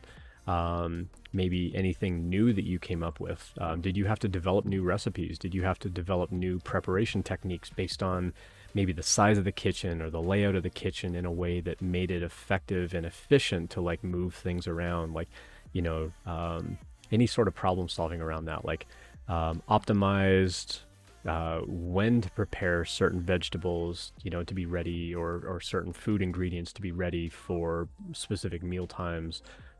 Or food organization. Like, were you in charge of like taking in the deliveries and making sure that things got unpacked in the refrigeration units in a way that you could, you didn't have to like move a bunch of stuff to get that chicken and then have to move a bunch of stuff back. Like, the ingredients that you needed more often were easier to get. Did you have to organize any of that sort of thing? Those are the kinds of bullet points that you'll put on that resume. Again, you don't have to over explain like what you did as a chef, but as a sous chef, you had specific responsibilities. The fact that you trained other people and had to organize your team and make sure everybody had responsibilities and roles that they had to play and holding them to account for that, those are the bullet points you're going to put on that resume. So yeah, I appreciate the extra context because now I can give you a little bit more content as far as like how I would sort of shape that on the resume. So I would probably put 3, 4, 5 bullet points as far as like what your responsibilities were, because you were in a leadership type of role. Were you involved in hiring? Were you involved in interviewing? Were you involved in, just walking through those standards and like helping people improve that process? Like what were those kinds of things? Those are all things I would absolutely put on that resume. And then again, as you're learning the technical skills though, your project work is probably going to come first, because again, as a hiring manager, I want to see the skills that you claim to know, how you've used those skills. And in your case, because you haven't worked in the tech industry professionally yet, you're only going to have project experience. So I would want to see skills and then projects and then other related work experience where you've been employed professionally. And again, it can be non-technical work. But I would also label that as like non-technical experience. Now they're going to look at that and go, well, yeah, you're a sous chef. That's not technical experience. But you're specifically calling it out because on your next resume, after you get that first job, on your next resume, you're going to have professional technical experience, but then you're still going to want to call up this sous chef, and now that you'll have like professional tech experience, maybe put less project work on the resume, but you still want to show the sous chef kind of role. Those are great qualities that you bring to a team. You know how to lead a team, you know how to build a team, you know how to organize a team, you know how to like keep everybody kind of in line and in order. And those are great things to talk about that you're bringing to the team, plus the technical skill. Those are going to be great qualities to bring. Hopefully that'll give you some ideas. If you've got other questions, you're welcome to drop those in chat as well. And then you did have a second question, and then we'll take a look back through chat. The second question regarding international remote work. So I did address this recently on a stream, so you can go check out the YouTube channel, and I'm going to be having a couple of short things kind of published over the next few days actually about some of these topics. But they were like, if I'm in a different country, how do I find work in another country? There are tax implications, and sometimes companies can't work across borders. So it really depends on what country you're in and where you're trying to find work as to whether or not the company can do work with you as a freelance developer. If you're going through 100 devs, remind me if you're going through 100 devs. If you're going through 100 devs, you're kind of like building up that experience as a freelance developer. And so your portfolio is going to be full of actual freelance projects at that point. And so you can say like, hey, I'm a freelance developer. These are some of the projects that I've been involved in. You can list them by name if you want, like the actual client if you want. But I typically don't. I mean, I did for a while on my resume as a freelance developer because I worked for some big, names like Fox Reality TV and so on. Like Fox TV was kind of a big brand name here in the US. And so I used that as leverage of like, no, I really I've worked with some big companies. You don't have to name the company, but you can if you choose to. But typically you'll list out the projects as a freelance developer. Now, when it comes to getting that sort of contract working with other businesses, you really have to know, how do I provide value to that other company? And so you need to say like, these are the kinds of projects that I can do. These are the skills that I have. These are other kinds of projects I could build. And that's what we call a value proposition. You want to show that other business why your business brings value to their business. If you want to remain a freelance developer. If you want to be an employee, that can be a little bit trickier because again, some companies depending on where they're based, they may not be able to hire you as an employee in another country because of tax implications and things like that. If I live in the United States and I gain employment with a company in the United States, if I relocate to another country, they may still be able to pay me if I have ties back to the United States, like a bank account here in the United States. They can pay my paycheck into that and I can just withdraw that anywhere in the world. That's not always a possibility when you're in another country. They may not be able to pay money into that country for an employee. So it may be a little bit harder. It's not impossible, but it may be a little bit harder.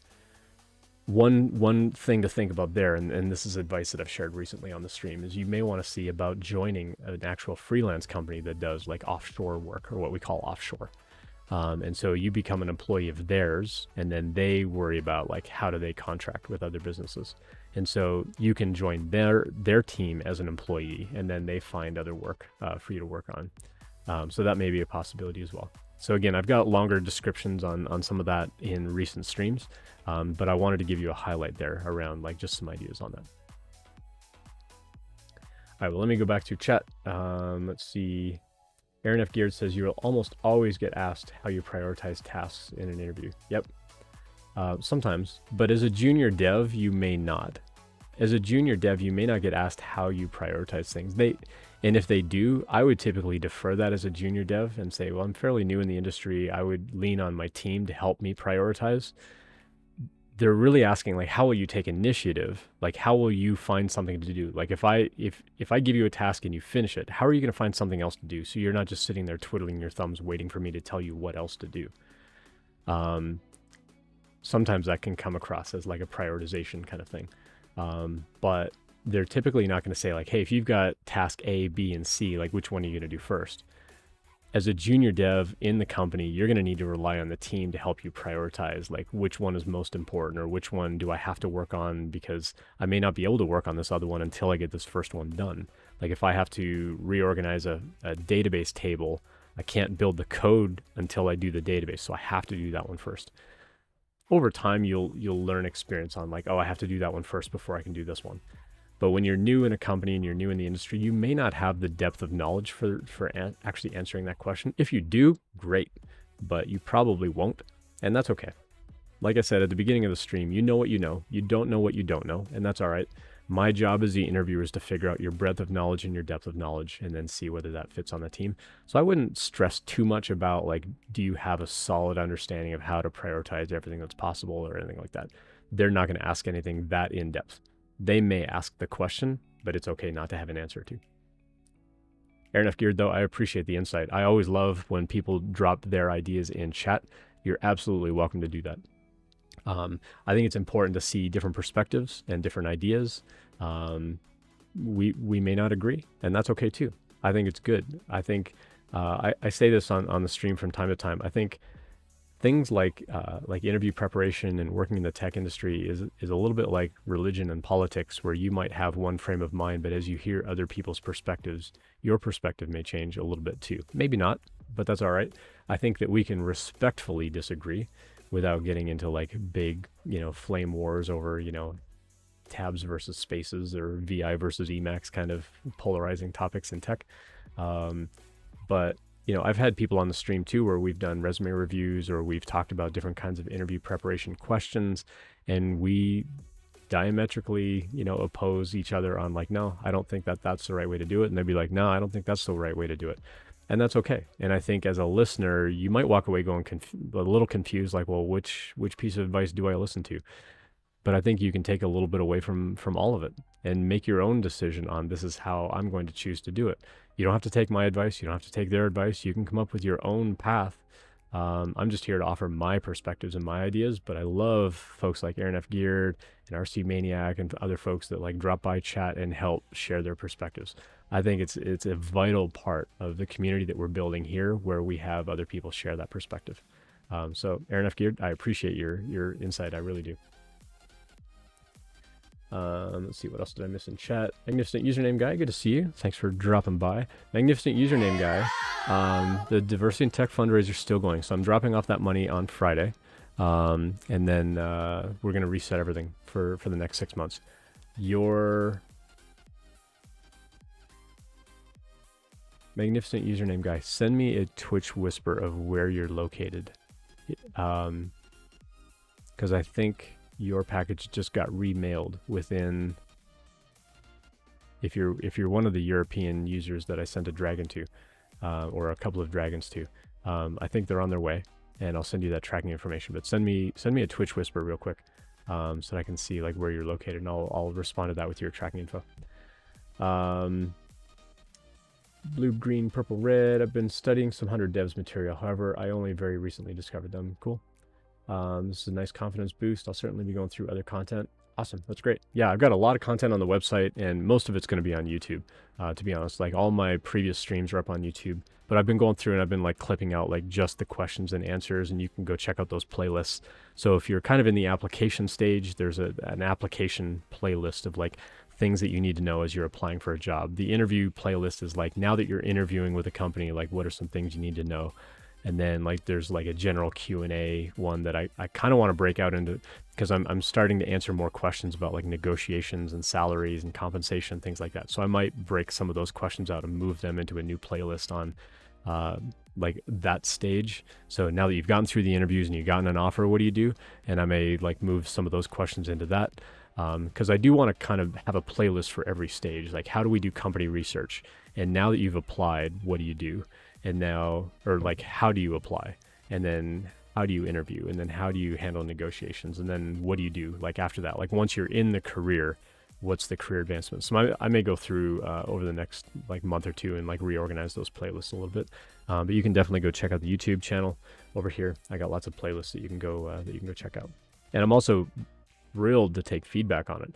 And so if there's something about the videos or something like that that you think needs to be changed, or if I need to update descriptions. Actually, someone called me out this weekend, which I appreciate. They're like, hey, you said in this YouTube video you're going to drop this link in the description. You forgot. I'm like, thank you.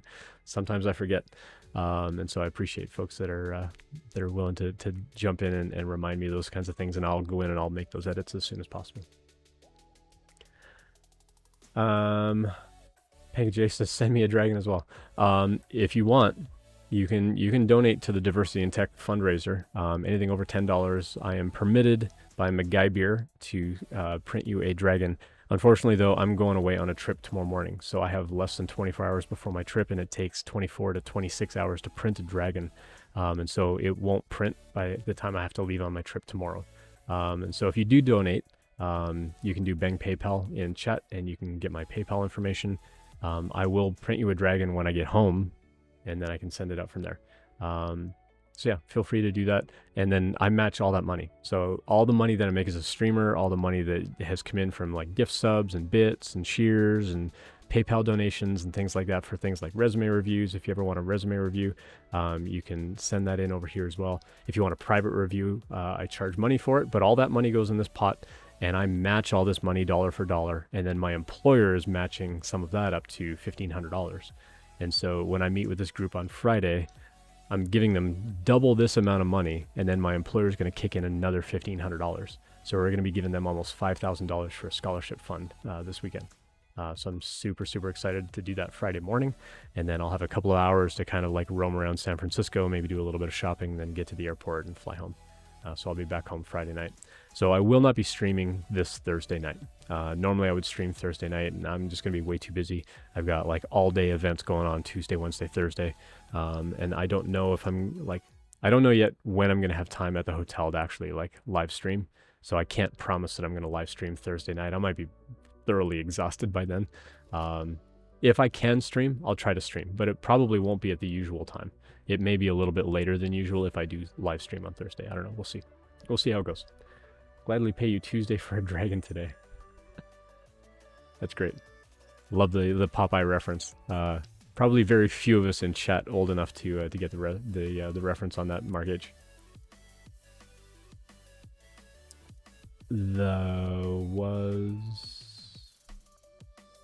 The wasted. Okay, took me a minute to read the leak code, but the wasted. Appreciate the appreciate the follow.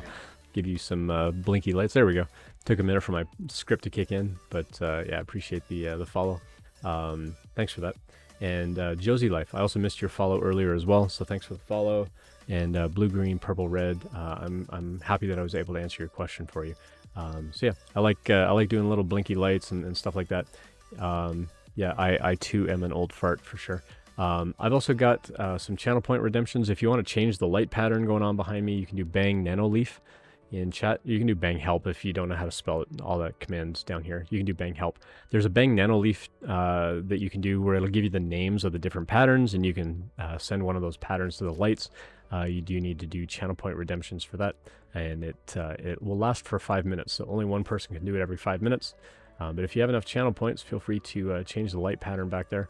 Originally, I was really hoping that as a subscriber, you would actually get to control like that light panel and say like, I want that one to be blue all the time because that's like my panel. But the API won't allow for that. I may try and write some custom software for it because I think it'd be really neat if like green, blue, purple, red, if you actually like were a subscriber and say like, this one is my panel, that every time you chat it in, like your name shows up as kind of a pink sort of color, that it would just flash pink whenever you drop something in chat. Or you could just set it to whatever color you want and it would just always be that color because that's your tile.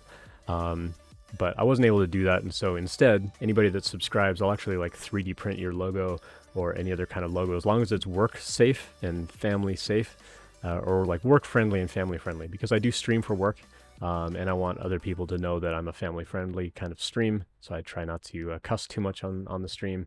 If it's work friendly and family friendly, I'll absolutely print anything you want up here: Star Wars, Marvel, DC, things like that.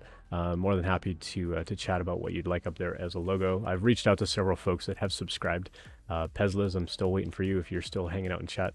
Pezliz, let me know what kind of logo you want up there. Although now that I think about it, I think Pezliz wanted the Maker Deck logo up there, so I need to figure out how to print a silhouette of that to get it up here. So if anybody is on Maker Deck and you have a good way of making a silhouette of that, because I do want the light to kind of shine through the logo. If anybody can make a silhouette of the Maker Deck logo, then I'll absolutely drop those up there, for sure. And then I've just got, you can kind of see on Ethan Makes, you kind of see these little, transparent strips. You can see one even easier over here on Juggling Biohazards. And so if there are multiple parts to it, I've got these little arms that basically just transparent filament. Just to kind of hang them on the lights. There's little hooks that just hang them over the light.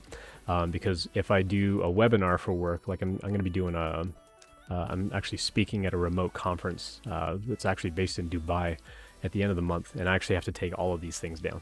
I've got to remove all of this stuff from the background. Like I just need the lights and the light panel and like literally nothing else. Like even the screen. Well, the screen's going to be like my work logo, but like everything else on that desk has got to be pristine and whatever. They've got standards and whatever, so I can't have anything controversial on the lights at all. And so I've got to be able to remove them, and so I don't adhere anything to the lights. And so I just made these little hooks to kind of hang on there. So Metal and Coffee rating with a party of 64. What the heck? Hello Raiders. Thanks for coming in. Appreciate that. Thanks for hanging out. Appreciate that. I'm always curious how folks... Cassidy, hey, what's up, Cassidy? I've been on Cassidy's stream forever, and been a subscriber to Cassidy's newsletter. Cassidy makes a really fantastic tech newsletter that she sends out Sunday nights. Definitely go check that out. Cassidy, can you drop a link to your newsletter in the chat for folks? I would appreciate that. Someone redeemed a silly rapid-fire question. All right, well, let's dive in. What are some fun ways to answer everyday questions like how's it going or what do you do? All right, start dropping some answers in there. What are some fun ways to answer like what do you do? I always like to, my dorky sense of humor, I always love to like throw out things like just, peanut butter's the answer, or like the peanut butter didn't work. What else do I try? As you're like passing somebody on a sidewalk or something, like make them like, what the heck? Like, what was that? That's just my dorky sense of humor. But yeah, drop some questions in there. How do you like to answer some of those ridiculous everyday kinds of questions in a ridiculous way? So drop some stuff in there. But appreciate everybody dropping by. Techie Girl, I also follow your stream. Go follow Techie Girl as well. I unfortunately don't have a good shout out, and I don't have mods at all. So feel free to, if you are a streamer here on Twitch, drop your links in here. I'm absolutely happy to share other links to other streamers and so on. Absolutely drop that stuff in. RC Maniac says there's some silhouette versions of Maker Deck logo. Okay, people laser printed, awesome. Then if someone can send me that STL. So if you subscribe to my channel, all that's going into a diversity in tech fundraiser. I'm actually meeting this group in San Francisco on Friday, and I'm giving them, so all this money is community raised. This is all the money I've made as a streamer over the past year from doing like resume reviews. If you ever want a resume review, I'll do them for free on the stream. If you want it private, there's a link over here that you can submit a PDF to me and I'll do it privately. All that money goes into this pot of money. I match all of this money, and then my employer is matching money on top of that. So for those in tech, I work for Postman. I'm a senior developer advocate over at Postman, and we got a whole bunch of live events going on in San Francisco this week. So if you're in the San Francisco area, we got a meetup Wednesday night, and we're doing an all-day event on Thursday about APIs.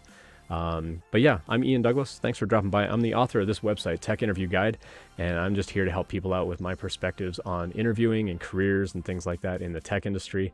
Chat kind of blew by, so I'm going to go back and read through chat. But I love giving just my perspectives as like having been in the industry for 26 years, being a hiring manager as well as being a director of engineering. I like to give my ideas and perspectives. I also love having guests on my stream.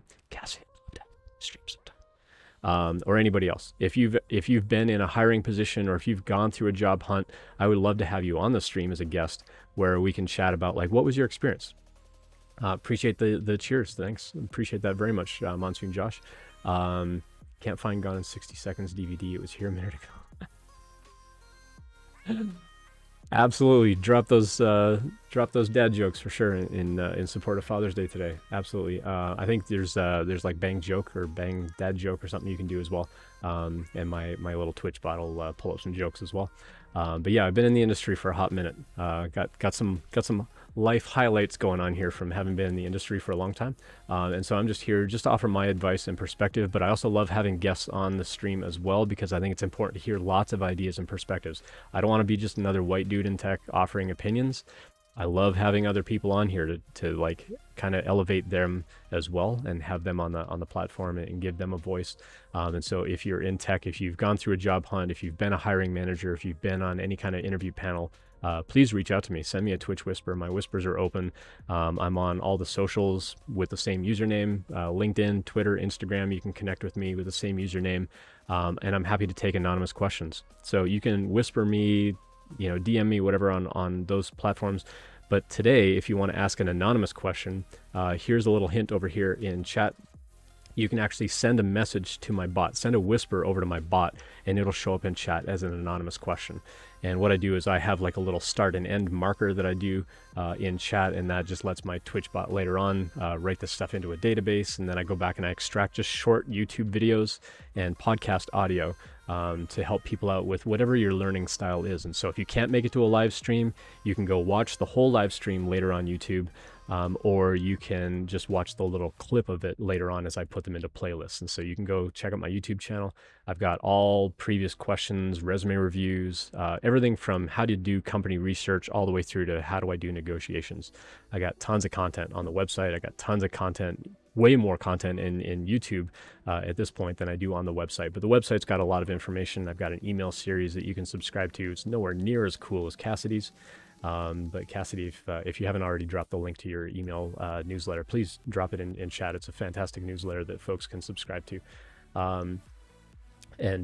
My email series, I'm basically showing, like, as a hiring manager's perspective, why do we ask these kinds of questions? So it's like, tell me about yourself, but I don't tell you how to answer it perfectly. I tell you why we ask you that question and why it's important to have a good answer. So I do things from that hiring perspective of, this is why we ask this kind of question. Am I asking for your opinion? Am I asking about your experience? Am I asking something else? And so I kind of break down, like, what is the question really asking? Why are we asking it? And so on. So go check that out as well. Cassidy, thanks for dropping that newsletter link. Absolutely. Go subscribe to Cassidy's newsletter. Cassidy's a fantastic streamer as well. Typically streams on Thursdays. I typically stream Sunday morning and Thursday night. I won't be streaming this Thursday because I'll be in San Francisco. But if you're in the San Francisco area and you want to grab coffee, I'm flying in tomorrow afternoon. I'd love to meet some folks for coffee, maybe dinner.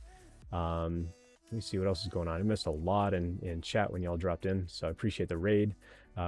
Thanks so much for that. Let's see, what else did I miss in here? So lots of first-time chats. Don't think we saw too many folks saying, like, what are some fun ways to answer everyday questions, but that's okay.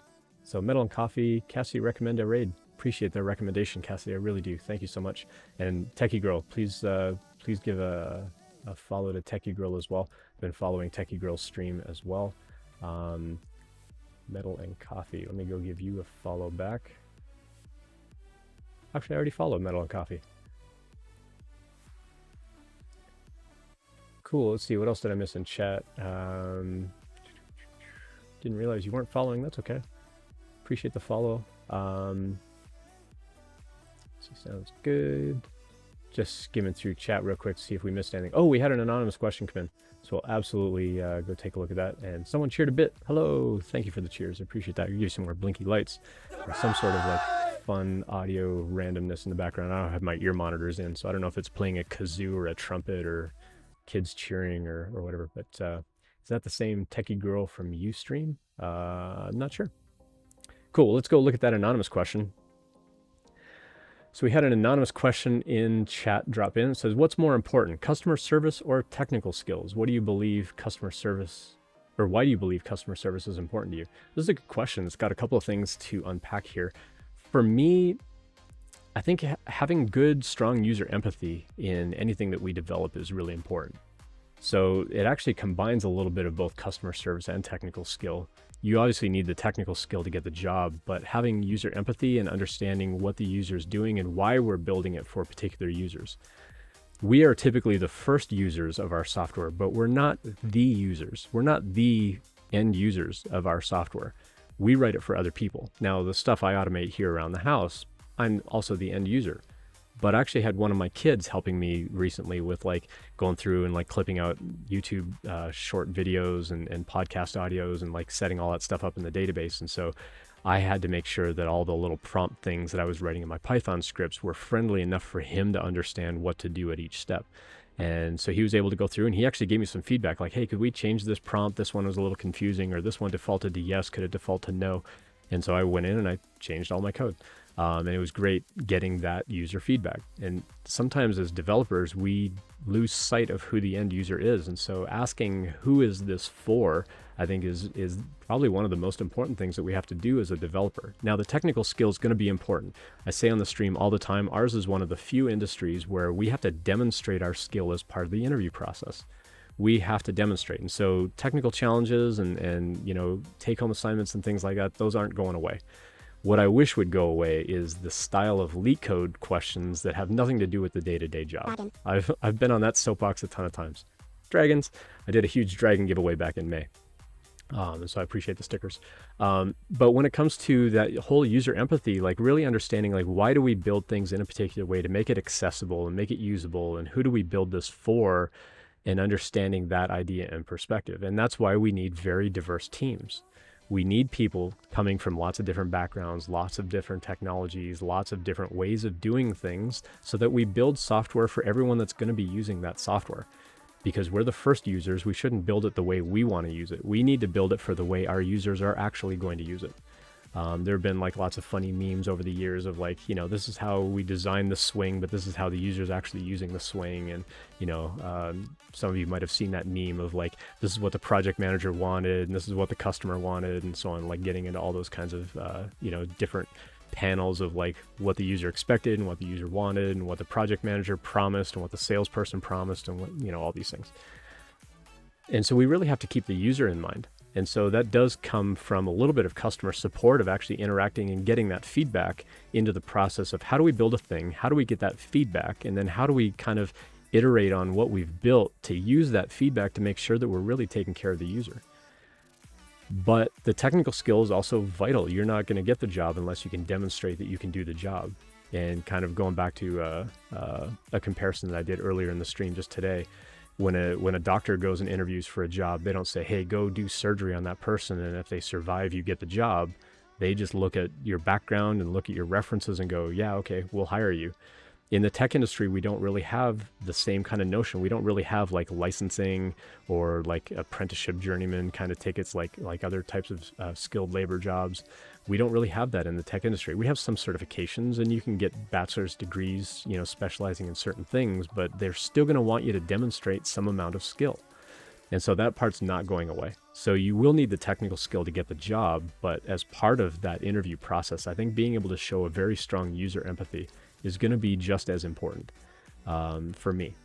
Now, some companies, they're going to put way more emphasis on the technical skill because you're probably, well, I won't say probably, depending on the size of the company and the scope of the project that you're building, you may not write something that's actually part of the user interface. It might be like behind the scenes kind of work, or part of automation, or part of back-end systems. But if you're a front-end developer, you're absolutely going to be building things that the user is going to be interacting with on a regular basis. And so that kind of software Absolutely, you need to have very strong user empathy and understand accessibility and things like that. So it really depends on the kind of work that you're going to be doing as far as how much of that balance of technical skill versus customer support kind of user accessibility skill you need to have. As a developer, though, I think it's important to have both. How much of both depends on what you want to do in your career and the kind of role that you're going to be taking on. Cool. Appreciate the anonymous question. I did that on purpose so that people could feel safe asking questions and not worry about like, am I going to sound silly if I ask this kind of question? I mean, to me, you'll never sound silly, but if you're concerned about it, you can absolutely send a whisper over to my chatbot and it'll pop up as an anonymous question. If you abuse it, I've got a way to kind of expose who you are. So if you're like getting spammy or like saying something mean, we're here to support each other. I absolutely have a very support-centric kind of community here. We're here to support one another, help each other out. All views are valid kind of mentality. And so if you abuse it, then I will expose who you are and will ban you. I've only had to ban one person in the whole year I've been streaming though. So I've been pretty happy about that. We've got a very supportive community. We're all here just to help each other out. Cool. We had another anonymous question come in. So we'll go address that. I just want to skim through chat here real quick. People are saying happy Sunday, happy Father's Day to those who celebrate. Let's see what else we got going on. First time chat from Fool Snable. Not sure always how to pronounce usernames, but LeetCode riddles rub me the wrong way. Yeah, me too. So as part of my job hunt that I did back in December and January, the one that I recall the most is the company was asking me to do some kind of problem. It was a heap problem where you had a list of geolocation, like latitude, longitude points, and you were given a target, and you had to find like what are the 5 closest latitude, longitude points from this list closest to this target. And I'm like, your company doesn't do anything about geolocation. Like, it's absolutely not part of what you do as a company. And like, half of my brain's trying to solve the problem, and half of my brain's trying to figure out why did you give me this problem. And that's not what you want to do in LeetCode. Like, at least give me something related to my day-to-day job. Like, come on. It's not that hard to come up with a technical challenge that's going to ask me to demonstrate this kind of skill that I'm going to be doing here on a day-to-day basis. It's not that hard. Companies are lazy. And a lot of times they're like, hey, Ian, Cassidy's coming in for an interview. And I'm like, I've never interviewed somebody before. I guess I'll grab something off of LeetCode because that's how I interviewed. And it's this perpetuating cycle, and it needs to stop. Like, LeetCode problems are okay from a problem-solving point of view and from like a design point of view, but many LeetCode problems don't really encapsulate what we do as a day-to-day job. For example, some of the most popular like depth-first search style problems get into what we call recursion, where it's a function that calls itself over and over again.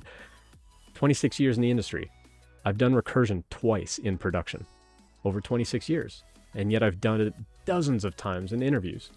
For the kind of work that I do, it's almost never used. And so I think that companies need to do a better job. How relevant is LeetCode? Ankit 3009 asked how is LeetCode, or how LeetCode is relevant. It's relevant from a problem-solving point of view. Like, can you understand a problem and kind of break it down? If you go check out my YouTube channel, I do have actually don't have a button for it, but I think I can do bang LeetCode in here. I have a couple of videos that I made on how to reduce LeetCode grind. So if you are studying for like a FANG level job, I got a couple of YouTube videos over here on how you can sort of shorten the amount of time that you grind on LeetCode. I don't think that you need to grind like 500 to 1,000 LeetCode problems. There's a smarter way to do it, and I kind of break that down in a couple of videos over here that you can go check out. You mean Google engineers don't spend all day reversing linked lists? Absolutely not. There's a lot of chat going on. I'm gonna skip through a couple of things. If I miss a question, please re-ask it in here as well, and then I'm gonna go through this other anonymous question that came in as well. Cool. Let's go answer another anonymous question that came in.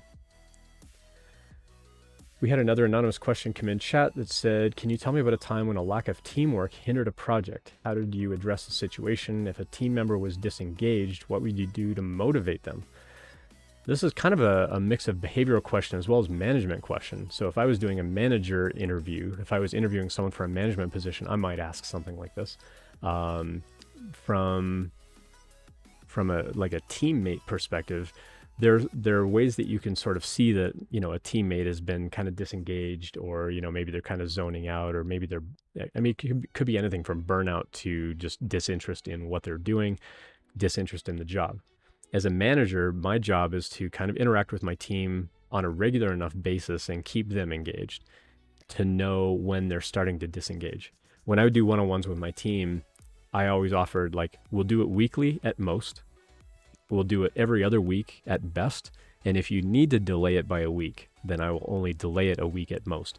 And so worst case scenario, you would only meet with me every 3 weeks. Best case, it was every other week. And if you needed more meeting time, or if I felt that we needed more meeting time, we would do it weekly. As a manager, then my job is to ask, how do you like working on what you're working on? Like, you need to be honest with me. If you'd rather be working on something else, it's my job to find you that opportunity. If I can make that opportunity happen, I'm going to make it happen. If I can't make it happen, I'll figure out how can we transfer you to another team if you want to stay at the company. If you don't want to stay at the company, how can I help you leave so that, we have the best people on the team that are always engaged? I wouldn't word it that way, but I would always make sure that the first kind of couple of meetings that I would have with my team, that I was really clear about, these are my expectations. When we give you things to do, we expect them to be done and done to the best of your ability. And if you feel like you need to take a break, like you need some time off to kind of recharge a little bit, absolutely. The best piece of advice I heard, and this actually came through over the pandemic, was don't take time off to recover from burnout. Take time off to prevent burnout. And I think that was really wise. And so I've been sharing that advice since I saw it. As a manager, I would try to encourage my teams to do the same and say, like, hey, make sure you're taking time off. Don't wait until you're too tired to work to then have to recover. But as a manager, like I've had a couple of management roles, a couple of director level roles. I think it's important to make sure that you're leading the team with empathy, that you're also leading from the front, where you're not just telling them, like, go do this, go do this, go do this. You need to be willing to show them how to do it. And so having technical skill can really help kind of build that camaraderie and build that sort of trust between you as a manager and your team, to know that they can trust your input and so on. So having been in the industry, then, for a long time, folks can look over my history and go, okay, you've been doing this a minute. You've probably got thoughts and ideas. Now, I may be out of touch, I may be out of date on some things, and so I need to rely on my team to help educate me as well. And so sometimes these one-on-one meetings, I would say, like, hey, can you explain how this works so that I have a better understanding myself? That also helps with engagement, knowing that they can share that knowledge. And sometimes during those one-on-ones, I'd be like, hey, that was really great information. Could we do like an afternoon kind of thing? Like I wouldn't do it as like a lunch and learn thing anymore, because I believe it's important for people to actually take a lunch break and like leave the building and like go find something else to do and like disengage from work for at least a little while during the day to also recharge. But I would say, like, hey, this is important to share with the rest of the team. Can we set up a time where you can share that knowledge with the team and just make sure everybody's on the same page, or coordinate with a couple of other people and like share that out at a larger scale? Because I'm a huge believer in sharing of knowledge. The whole tag that I've got on this tech interview guide is share what you know and we all win. And I really embodied that as a manager. And that can also really help with engagement, because when you have teams that are willing to share that knowledge, the team is going to do better together. We help grow each other. We help kind of level everybody else up to where we are. And it makes the whole team better, more productive, more effective. And then guess what? You're not going to have to worry as much about engagement, because the team knows that no matter what, the rest of the team's got their back. If something comes up, I'm going to cover your work because I know what you do. I know how to do your job now that you've shared that knowledge. I know that I can fill in for you so you can go take a vacation if you need to. The worst thing in an organization is where somebody's got some amount of what we call domain knowledge. They're the only one on the team that knows how to do a thing, and they feel like they can never take time off because they're the only one that can do the thing. I've been that person on the team, and it was a horrible experience. That's actually where I got all my gray hair. I joke about it, but that's where I got all my gray hair. I worked like 90 hours a week for 13 months straight at a startup because my managers wouldn't hire anybody else to help me with my part of the code. And so I was constantly stressed out. And when I finally burned out and left that job, within like a year, all my hair turned gray because the stress of that job just like took it out of me. So it can be very physically and emotionally draining, as well as mentally draining. And so you have to have a team where you're sharing that knowledge, where people can kind of cover for one another. It's really, really important. And so I'm seeing stuff go by in chat, like I try to pick up in tech, whatever, to get the job done. I think that that's great, but then you also need to share that knowledge with other people. I think it's important to share that knowledge. with one another, so that you're not the only one that knows a thing. I think that it's also really helpful just from a team perspective, and as a manager, that does help with engagement. And now I can reward you for sharing that as well. Like, as a manager, we've got ways of rewarding you, whether it's extra time off or a bonus or something like that. Like, we've got some wiggle room of like how we can thank you at a professional level for, helping build the team and make the team better. And I would rather do that and keep people engaged. Now, if you're completely disengaged and you're not happy at all with what we do or with the company, I would rather you leave the team so that we have people on the team that are actually engaged and they want to be working on this kind of stuff. And so again, my job as the manager is to figure out, what do you want to work on? I've moved people from, across the team, like, oh, you don't want to do as much back end, you want to do more middleware, or, oh, you want to go explore the front end. Okay, well, I really need your strength on the back end, but maybe like a couple of days a week, or like, maybe this next story in the agile sort of workflow that we're doing, like maybe you could work on this with someone else, where you're like pair programming on something. So you're learning their skill, and sort of transferring that knowledge a little bit. And let me know if you actually like that, because you might think you want to do front end. Try it for a little while, see if you actually like it. And if you want to transition, great. I'll see if somebody else wants to transition to fill on the back end. And if not, I need to figure out whether I can hire somebody to fill in for you. That's my job as a manager. That's not up to you to worry about, like, is there going to be someone else to fill my shoes? That's my job as your manager, if I'm a good manager. That's also a thing too. You might have a really rotten manager that doesn't want you to leave the team. In fact, I was just reading this morning on Twitter about like some of Amazon's management principles of like how managers could put you on like this performance improvement plan so that you can't transfer teams, because while they put you on this improvement plan, you're not allowed to transfer anywhere else. And so sometimes managers would put you on that plan just to keep you on their team because they don't want to lose a good person. That's a rotten way of being a manager, but it's also rotten because that was the company policy. That was the company practice. Every company's a little bit different. I really hope and trust that all of you end up with really great managers in tech. It's not always going to be a possibility, but I hope that a lot of you do. Just want to go back through chat and see if I missed any other context on that message, or if there were other sort of follow-ups on here. This is very true. You don't want to find your burnout limit, then it's too late and you're gone. Yeah, exactly. So you do have to be really careful about that. And that's also something that's important for me as a manager, is to recognize when people are burning out. It's my job to make sure that that team is balanced enough that my team doesn't actually burn out. That's going to be super important as well. But again, as a manager, I have to pay attention to those kinds of things. It's not always going to be a possibility, depending on the size of the team. But if my team is so big that, things or people are falling through the cracks, then the organization is failing. And then the organization is setting me up for failure as a manager, and now I'm failing the team, and now the team. So it's this whole cascading effect that happens. And so as much as possible, I would try to take that feedback and I would give it to my management and say, hey, this structure is not working. Can we do something about it? Again, it's not always possible, but it's my job to help kind of make as many adjustments as possible to keep my team happy and keep them engaged. Appreciate the anonymous question. That was great. Saw some other stuff come in. Ankit 3009 asked a question too. I'm going to answer that one next. What else we got going on? I know a lot. And if I'm out, they panic. They can't fix something. Yeah. And they call you. Yeah. So I was that guy when I was working that 90 hours a week. Like the few times I did manage to take time off, I had to take a laptop with me. I had 2 cell phones. One personal one that work actually provided. So if they couldn't reach me on one carrier, I think that one was on Verizon, I was on AT&T or something like that at the time. So if I was in a spot where I couldn't get Verizon coverage, I would have AT&T coverage, so they knew they could always call me.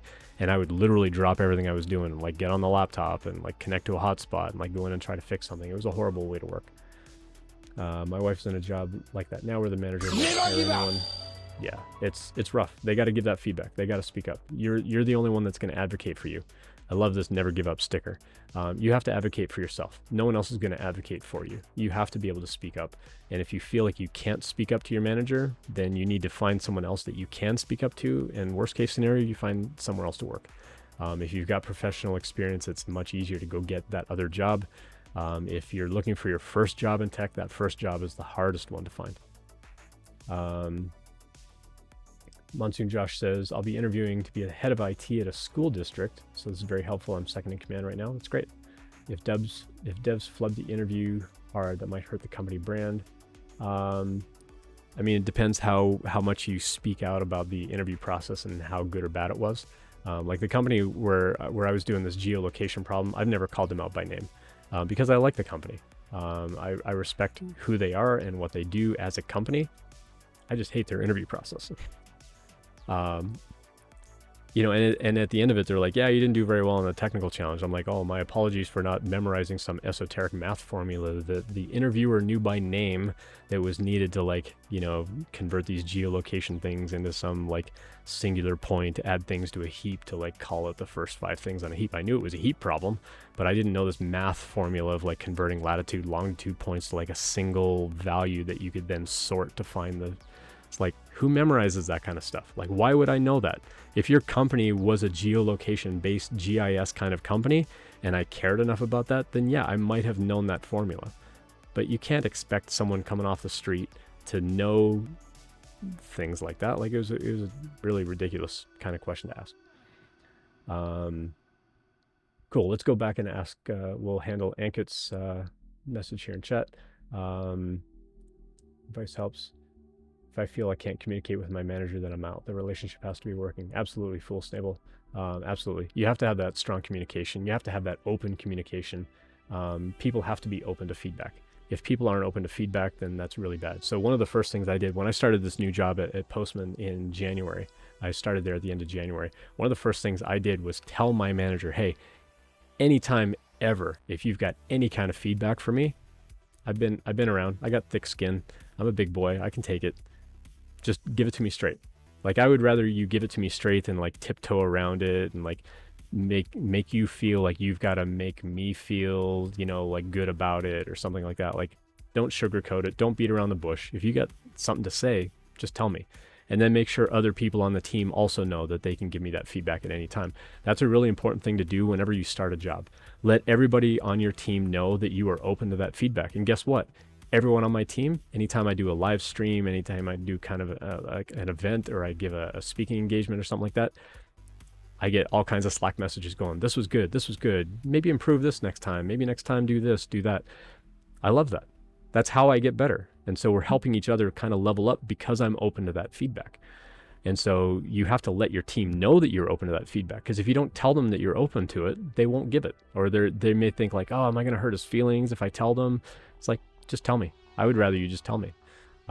Same thing with my stream. If you got feedback on my stream, I'm always happy to take that, you know, preferably privately.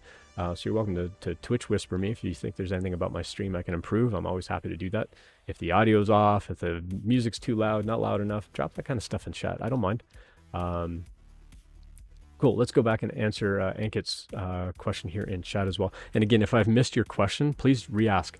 I'm happy to help out. I've been streaming for about 2 hours. I'll probably go another half hour or so at most, because I've got this trip to San Francisco to make this week. So I got to get packed and get out the door tomorrow. So I got to get packed and I got some errands and stuff to run today. So I'm only going to stream probably another half hour at most. And then I'm going to get these things clipped up and up on YouTube later on. So the stream is to the point, refreshingly honest. I appreciate that. I mean, that's what I love to do. I love to just offer my ideas and perspectives. You don't have to take it. Don't have to take it. These are just my views and my experiences in tech. Given I'm a guy in tech, I'm a white guy in tech. I get that. And some people are like, oh, white guy in tech, I'm not going to listen. Totally understand that. But that's also why I love having other people on the stream who are not white guys in tech. And I know that I've historically had a bad history of like having people on. Like my very first stream was like 2 white guys in tech. It's like, oh, I need to do better myself. So I'm holding myself to a higher accountability to making sure that the guests I have are also diverse as well. And so my hope is that through July and August, we're going to have Tiffany on the stream. If any of you follow Tiffany here on Twitch, we're going to be having her on the stream some Thursday in July. We're going to do a bunch of resume reviews together. So if you've got a resume that you'd like reviewed, please send that in. Here's the link over here. You can send in a PDF. The only thing I ask is you anonymize your name and your contact info, because we will be viewing it on the internet, and that video will go up on YouTube later. So we prefer not to dox people. But if you want a free resume review, get that in. Tiffany are both going to give our perspectives. She's doing a whole bunch of resume reviews at the end of the month on her stream. But then I'm going to have her on the stream so we can talk about like differences of opinions and things like that. I think it's important to be able to see like, this is what I would do, this is what she would do. I love having that kind of stuff. So if there are others on the stream that want to hang out and do some resume reviews too, I'd love to have you on the stream as well. What's wrong with a white guy in tech? So there are enough of us in tech. There are a lot of us in tech. I won't say there's enough. There are a lot of us, and we are very much overrepresented in tech. And we need more people. We need more people in tech. There are like 3 million unfilled jobs, and there's nothing wrong with white men in tech. It's just historically we are overrepresented, and sometimes we have a different range of views and perspectives than if the tech industry was more diverse.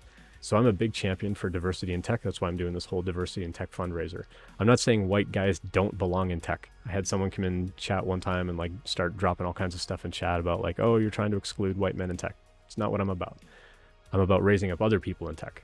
There's a difference. There's a difference between saying you don't belong in tech, and there's a difference between saying, you know, I want to help elevate to bring other people into tech. That's my goal. So I just want to be clear about that. Cool. Let's go take care of Ankit's question, and then I'll go back through chat. We had another question come in chat. How does the career of a software developer turn after age 35? Till then, we might be able to learn new technologies on the go, but after age 35, responsibilities come, and even with the brain drain to study new tech, what happens after 35 for software engineer? Great question. I'm in my late 40s. I'm 48. I just turned 48.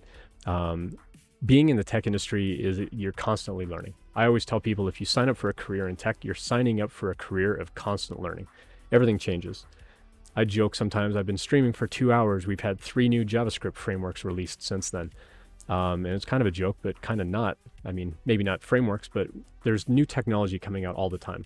I've been at organizations where I've been there long enough where we have cycled from this language to this language to this language. Like when I worked at SendGrid, I worked at SendGrid for 4 years before Twilio acquired them. And in that time, we went from doing a lot of things in Ruby on Rails to doing things in Python to doing things in Go. It was just a progression through the company. And so we were constantly learning. We're constantly learning new languages, new frameworks, new ways of testing, new ideals, new mechanisms, new whatever. It's a constant learning. My hope is that whatever company you end up at also recognizes like, hey, our people need to continue to learn. And so some companies actually set up what they call professional development. It could be like a tuition reimbursement or something along those lines where they want to provide funds for you to go take a class or go, you know, register for some online curriculum of some sort, whether it's like a Udemy program or Udacity program or something like that, where you're constantly learning. It is very easy to get stale in the tech industry where you learn a thing and you go in and you just do that same thing over and over and over again. And now your skills are stale. And what do you do about that? Because then trying to go get another job, it can be a little bit harder to go get another job when you've not practiced those skills and kept something up to date. You're going to find yourself a little bit behind. And now you're going to feel like, oh, well, now I can't go get another job until I learn all these other things. And then it becomes kind of a race of like, I don't feel I'm ready, so I'm not going to apply. I need to go get ready. But by the time you get ready for that, everything else has continued to progress. And you're like, oh, now I feel even less ready. And it's this psychological thing that you have to break where you say, you're never going to feel 100% ready to go interview for a job. Just go interview for the job. You know what you know. You don't know what you don't know. And that's okay. It's my job as the interviewer to figure out your breadth of knowledge and your depth of knowledge and figure out whether that fits on my team. I've said that a bunch of times in this stream already. It's my job as the interviewer to ascertain that. You don't have to know all the things. Being an older guy in tech, I also face ageism. And I walk into those interviews and my imposter syndrome kicks in like, oh, geez, they're going to think I know everything about everything. And I really don't. Like, they're going to think I'm an idiot. Like, they're going to ask me some question about like the latest and greatest thing that I haven't kept up on. And I'm not going to know. And they're going to think I'm dumb or I'm some old dinosaur. It really has to do with how are you dedicating time to stay up on trends and stay up on technologies for what's important in your career. Because again, you don't have to learn everything about everything all the time. You only need to learn what you want to learn to advance your career in the way you want to advance your career. You are your own advocate. The tech industry is a giant choose your own adventure book. You get to choose where you go. You get to shape your career the way you want to shape it. And so you only have to learn what you want to learn to go do the thing. So if I wanted to switch from being a developer and go into DevOps, I'm going to learn whatever DevOps is doing, kind of watch those trends and go learn those things and try to get that kind of job doing DevOps. And then I might decide once I'm in that job, it's like, oh, you know what? This isn't what I want to do. I'd rather do this instead. Well, guess what? You can go learn that thing and go change your career again. Once you start building up amounts of professional experience, people will hire you. But as part of the interview process, you're still going to need to demonstrate that skill. And that's what I talk about on the stream a lot. As part of our interview process, you have to demonstrate that you can do the job. Our industry is not one where they're just going to trust at face value what's on your resume and go, oh, you claim to know these things? Great, you're hired. You're going to have to demonstrate it to them and convince them that you can actually do the job. So when it comes to the age limit that was kind of brought up in the question, like this happens at age 35, I would say it's not a definite cutoff. But there is definitely a point where if you're just doing the same thing over and over again for even 2-3 years, you can become what we call stale as far as your skill set. And so you're going to have to stay up to date on things all the time. Back in January and February, I was actually enrolled in a Udacity program for learning React. I didn't finish it. I learned what I wanted to learn. I didn't finish it. I didn't get the certificate, and it's fine. It's not a big deal for me. And it's not that I was taking it so I could become a React developer. I wanted to take it so that when I talk to other React developers and I hear them talk about components and I hear them talking about Redux, I know what they're talking about. It doesn't mean I want to go be a React developer, but I'm still learning about technologies just so I can stay up to date on terminology and lingo and you know what everybody's working in these days. Same thing with Docker. I know a little bit about Docker. I know nothing about Kubernetes. Maybe not nothing about Kubernetes, but it's not something where I want to take my career. It's not something that I actively want to learn. Same thing with Web3. Someone was asking me in chat earlier, like something about Web3. Me personally, I'm not that interested right now in Web3. That's just my personal take. Are there benefits to it? Maybe. Yeah. And if it ever gets to like a critical mass kind of thing, then maybe I'll explore it. For right now, it's not something I'm interested in. And so I'm not going to spend my time learning it because that's not where I want to take my career right now. Is it going to be important in the future? Maybe, or maybe some variation of it. And that's fine. It's going to change and evolve and adapt the same way that Web 2.0 changed and the same that Web 1 sort of changed and Web 2 was an adaptation of that. And it was kind of like this big movement kind of thing. Same thing will probably happen with Web 3 and Web 4 and whatever else they call it in the future, whatever. That's fine. I'm not going to get into like the stances on like crypto and blockchain and whatever. That's not what I'm here for. There are pros and cons on a lot of ways that we do things, and we have to weigh the pros and the cons and try to figure out, you know, what are the benefits, what are the disadvantages, and you know, what kind of technology do we want to use for a particular project. Not here to debate any of that right now. But that's the kind of thing where it's like, okay, well, I should probably learn at least a little bit about it so that I'm not completely ignorant on it. But at the same time, there are things out there. It's like, no, I don't want to go learn that. That's not anything I'm even remotely interested in doing. And so I'm not going to stay up to date on that technology. I might read a headline from time to time, or I might read like a single news article. But there's no definite cutoff age where it's like, oh, once you hit like this age or been in the industry for 10 years, then suddenly it's going to be harder. No, but ageism is a thing. Once you reach the age of 40, in some states, like in the state of Colorado, if you're over the age of 40, you become a protected class of citizen where they can't fire you if you do something slower than someone else. It's not an excuse to work slower, but they can't say, hey, you didn't do that thing as fast, and so we're going to let you go. It's illegal in Colorado, maybe not everywhere. And so employers have to stay up to date on those kinds of things. But it's more, I think the theme of the question was more around like staying current on skills. And that's something that you have to actively advocate for yourself. If you want to go learn something, you need to go learn it because that's what you want for your career.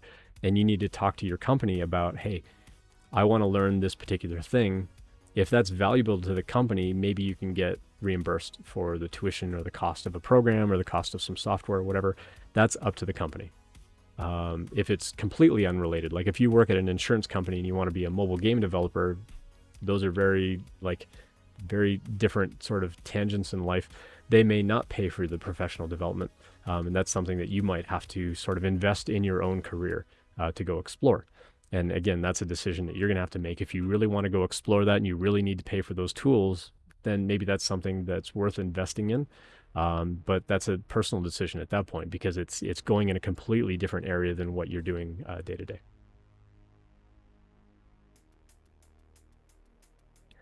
Colorado has a nice rule. Colorado's got a lot of nice laws. Like, we've also got a law that if you're trying to hire or if you're trying to recruit anybody that lives in the state of Colorado, you have to tell them the salary band up front of how much you're willing to pay for that job. Otherwise, it's illegal. They're not allowed to, like, they can have the job post, but they have to put the salary in there.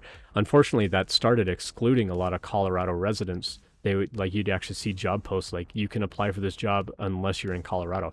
That's because they don't want to tell you the salary, which is a dumb thing to do. Just tell us how much you're going to pay. I mean, it's going to be my first question when I get on the phone with you anyway. It's like, what are you offering for this job? Otherwise, why am I wasting my time? When I did my job hunt back in January and December, every like the very first call I would get on, the first contact, my questions were, what's your interview process like? What are you offering for the role? If I didn't already know, I would ask, what's the salary band for the role? Out of 30 companies that I interviewed with, only one company would not tell me. That company later made me a written offer that was way lower than everybody else, which is why they didn't tell me up front. I probably wouldn't have done the interview if they had told me up front, like, this is the salary band.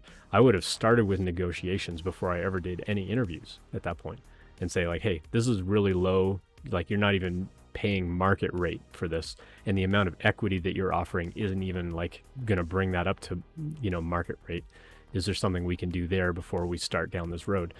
And by the end of it, they're like, well, here's your offer. And I'm like, that's way lower, like ridiculously low. And so I was able to kind of talk them up. But even then, it was like right at the bottom level of market rate for the kind of work that I do in developer relations work. And I'm like, if you can't move on that and you can't add any additional equity to bring up that compensation package, then I can't take the job, because these other offers are paying way more. And as cool as that company was, like, it would have been a really great job. Like, I would have been really happy with that job, to be honest. But it was significantly lower pay. And the happiness I would have had doing that job, because it would have gotten into like hardware and IoT and stuff like that, the happiness I would have had on that job would have been far outweighed by like the lack of paycheck that you need to kind of survive, with inflation and stuff going on. Also appreciate other people kind of reaching out to Ankit in chat as well, and saying things like that. Now, Ankit did follow up, said the recruiter will think someone age 20 to 25 will be more active. I mean, there is an activity level, but like, as far as like, oh, you're going to be around more, you're maybe not going to have a family and things like that. But those are biases that you're going to face in the tech industry either way. But those are also things that they're not supposed to be biasing on. And if they are biasing, then it's on them as a company, honestly, and I wouldn't want to work for them anyway. But yeah, Ankit, I appreciate the question. Thank you. And thank you to everyone that also offered other ideas and stuff in there. I know I missed a lot in chat, so let me just quickly skim chat. If everyone's the same, everyone will think the same, everything will be the same. Yep. Several devs at my work are 70 plus COBOL guys, obviously. It's great because I'm the young guy on the team. That's funny. Out of 100 devs, at most 14 to 15 might become a manager. What about the rest? I would say, I mean, it's really up to you whether you want to pursue a management track or not. You should never feel pressured into that. There are really two tracks. Like, once you start gaining experience in the industry, you can stay a developer and you kind of lead into like the staff roles and the principal roles and so on. That can actually lead into like a CTO level of role. But you do need to be in those roles for a long time, and then you traditionally make a lateral move and you become like a staff engineer at another company and do a staff engineer at another company.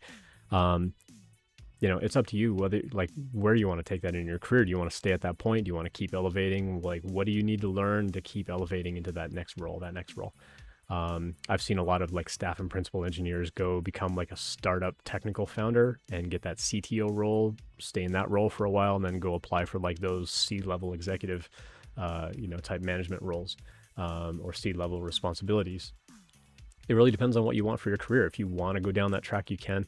Some people are like, well, once I become like a senior dev, then I become a lead dev, and now I'm kind of going down the management track a little bit. Do I want to get into people management? It's a very different set of skills than being a developer. Now I got Liam Neeson in my head with a particular set of skills.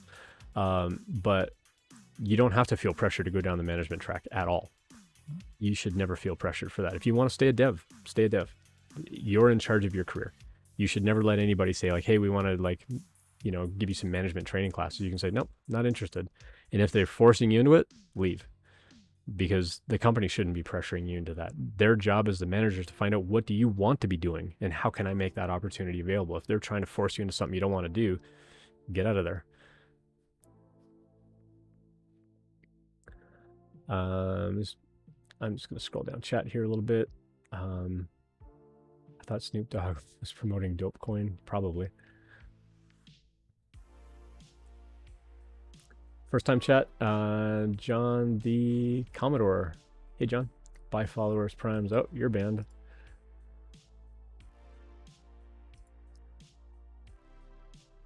Let's see, where's the ban hammer? Well, we'll report you for spam. Next. Spam. Next. Tell us more. Buy followers. Spam bot. Submit.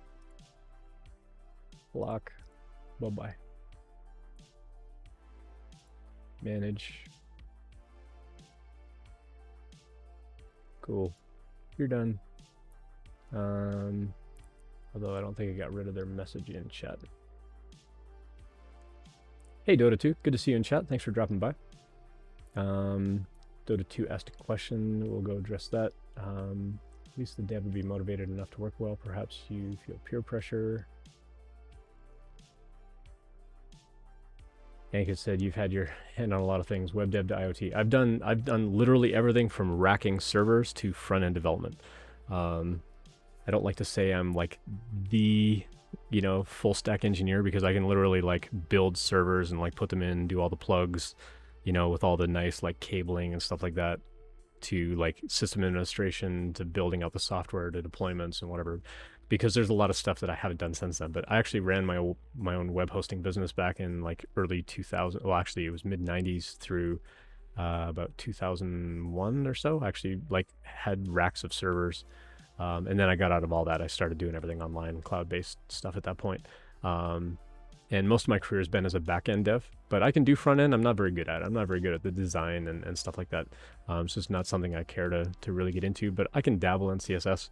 Like if you go over to the website, you'll see about the extent of my CSS skills and layout skills. It's not great.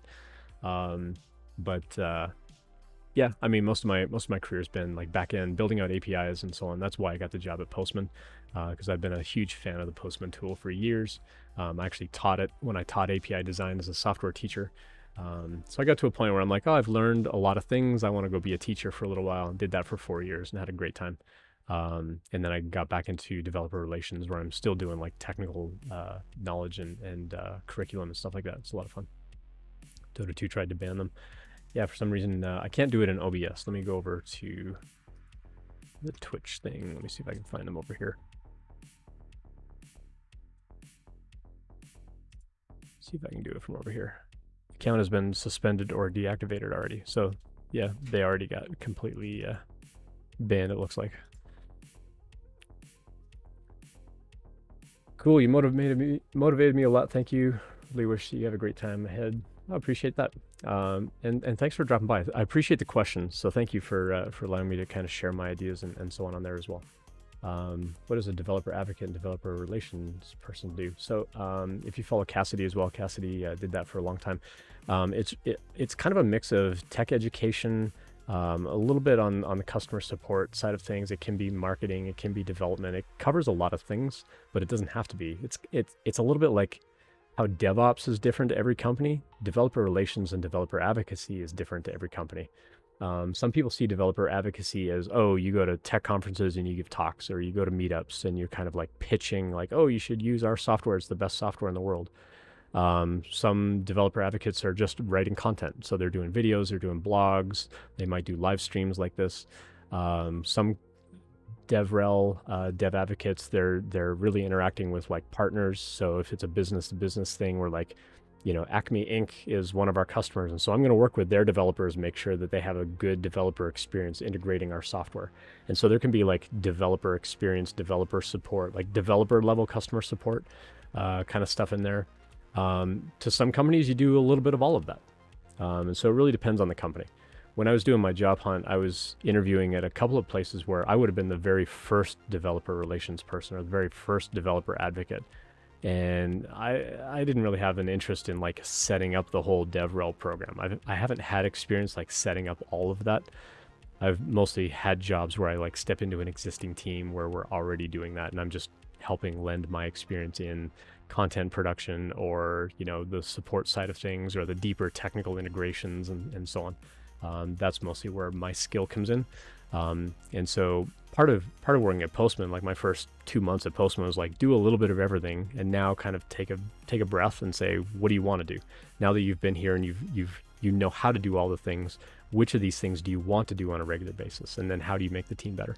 As a senior level, like how do we kind of elevate everybody else that we bring on the team? Hello from Colorado Springs. Well, hello from Arvada.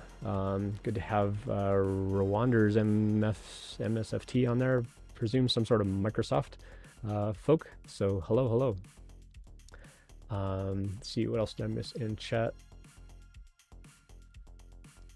Yeah, Dota's a VIP. I actually don't have anybody flagged as a mod in here.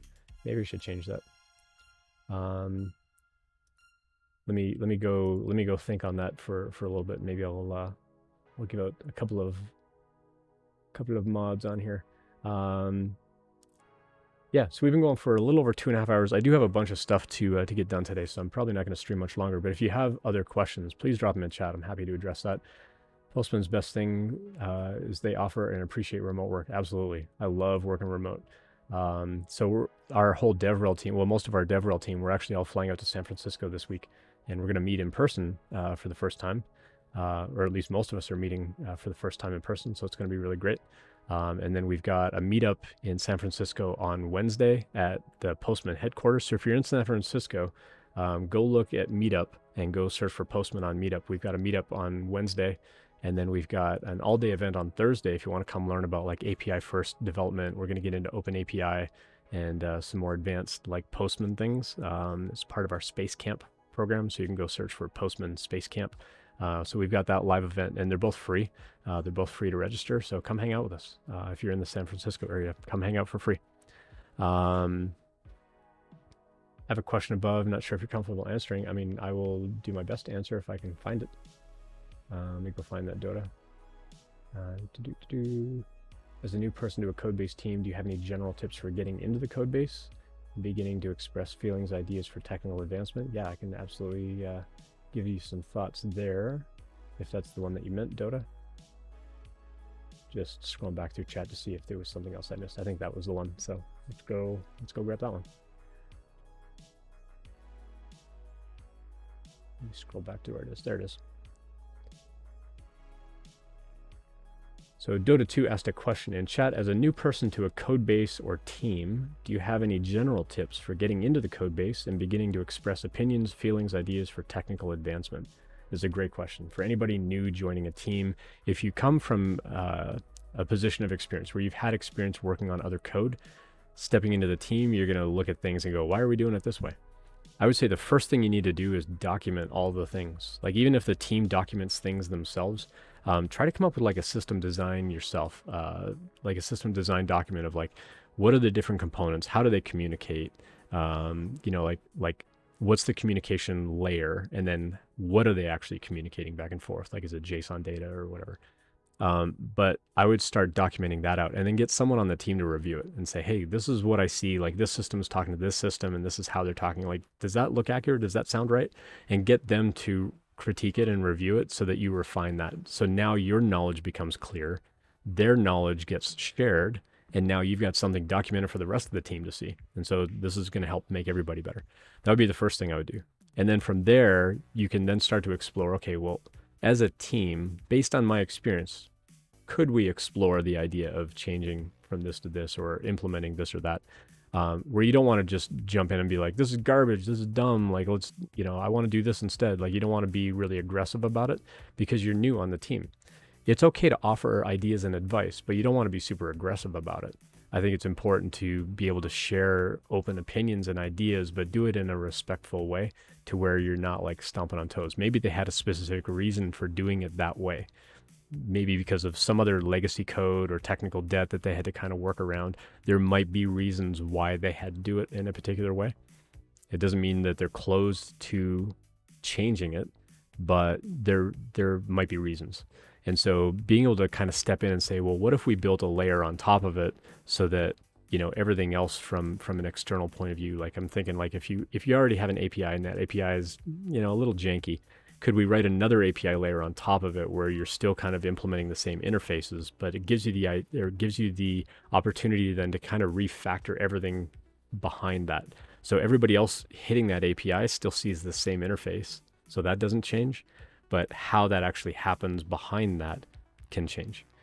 That could be one way to approach it. Now that does make more work, and there's an extra layer now of communication and latencies and whatever. So you will have to kind of talk to the team about what the implication of that is, but say, you know, it's a temporary thing. It's only going to be for a couple of months, and then once we rewrite this thing, it'll be better. But you should feel comfortable enough on the team to be able to start offering those ideas. But again, you don't want to come across too aggressive of like, oh, this is garbage, we need to change this, or like, you know, this is dumb, why are we doing it this way? You don't want to step on people's toes. You do need to be a little bit diplomatic about it. And I think just being really open and honest and say, hey, from my experience, we did it this way at a previous job and we found a 10% increase in blah, blah, blah. I think that that's an important way to sort of communicate with the team and show them the value of it, and not just, hey, we should do it this way. Like, explain why. Like, why have you done it that way in the past? How did it make it better? If it's some just new technology that's coming out and you want to go explore some new technology, that might be a little bit different. When I worked at SendGrid, we got big enough to the point where we had like a technology advisory team where if you wanted to do something in a different language, a different framework, or some other different technology that the company didn't already use, you basically had to go and pitch them on the idea of like, this is what we want to do, this is why, this is the benefit that we could see.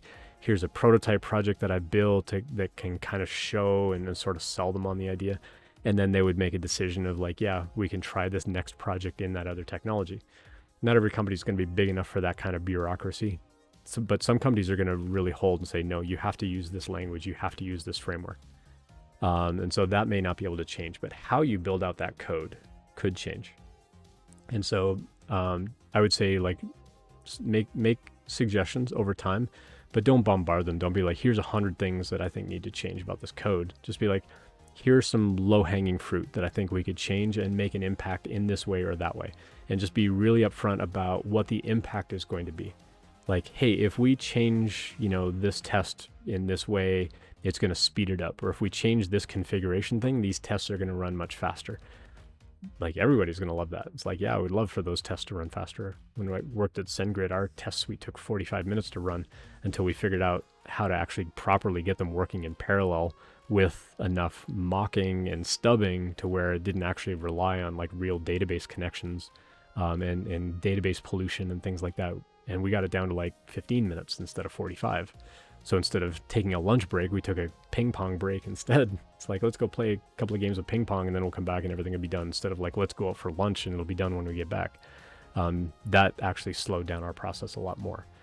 And so those kinds of optimizations will help. But if it's just like, hey, if we change this algorithm from this to that, being able to share that impact, I think, is going to sell them on it a little bit more. And then as they start to trust your input and your advice, you'll find that they're going to start coming to you and say, hey, you know, all that other advice you gave was really good. Can you take a look at this and see what you would think? You may get approached that way. But I would start really small and just say like, hey, here's some small things that we could probably gradually improve. Or if it's something about a process, you should feel open enough on a team to start making those suggestions, but don't just kick down the door and be like, here's 1,000 things that, you know, I hate about this code base. You gotta be, you know, a teammate about it and communicate well about it. Hopefully that's the kind of the theme of what you're looking for there, Dota.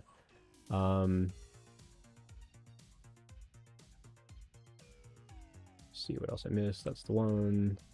What do I do when I start a new team if there's something that I like to learn but try to build my own version of it, ignore all difficult issues and focus on the gist.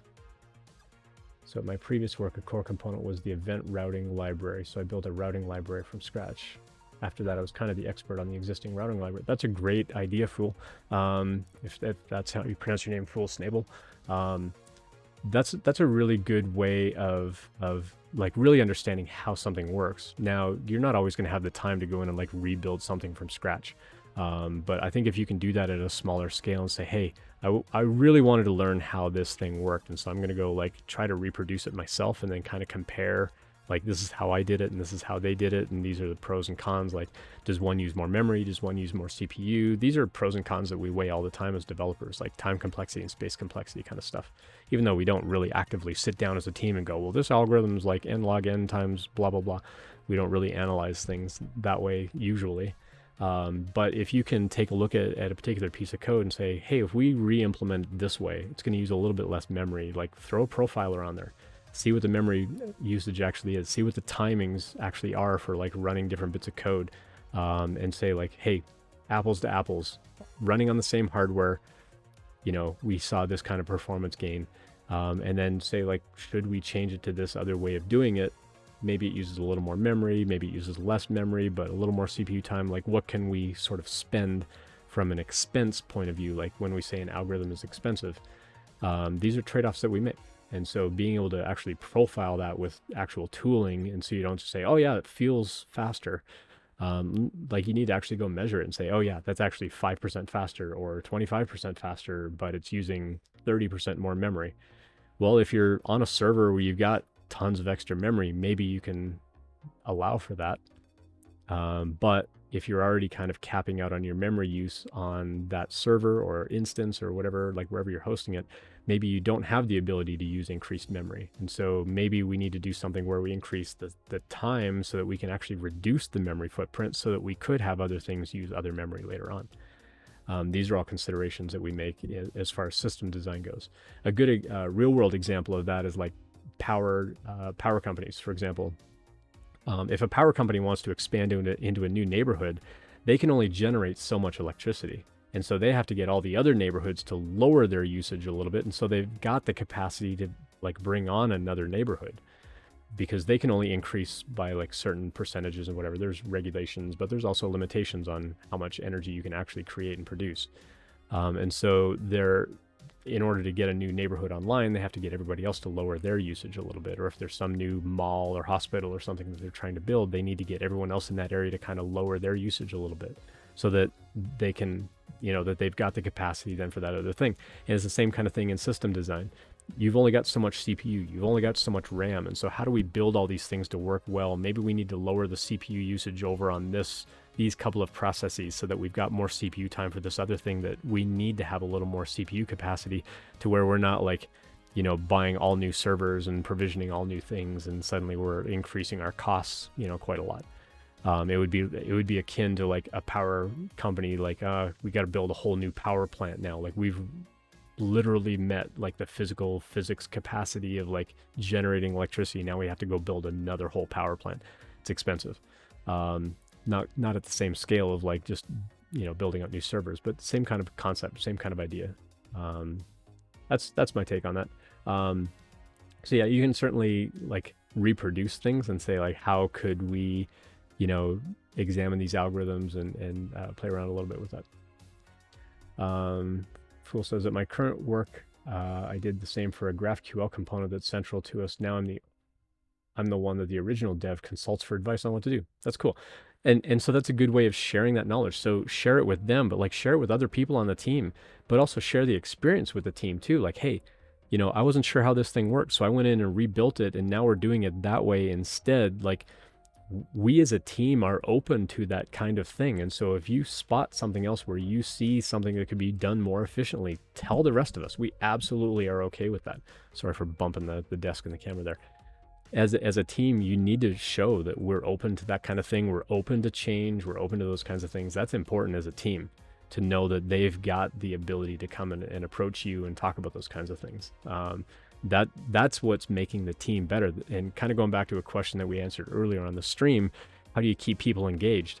That's how you keep people engaged. you let them know like, hey, you can go explore these things, and we're open to making changes for this and that. Like maybe we're not open to like changing the language or changing the major version of a language yet. Maybe there are limitations there that have to be met for the time being, but down the road we certainly want to explore those too. But if you see something that we could do a little bit better, we're open to that. That's absolutely vital on the team. That's how you're going to keep people engaged. And as a manager, that would be something like where I would say like, hey, I saw what you did with that GraphQL thing. That's amazing. Are there other areas of software that you want to explore and do that as well?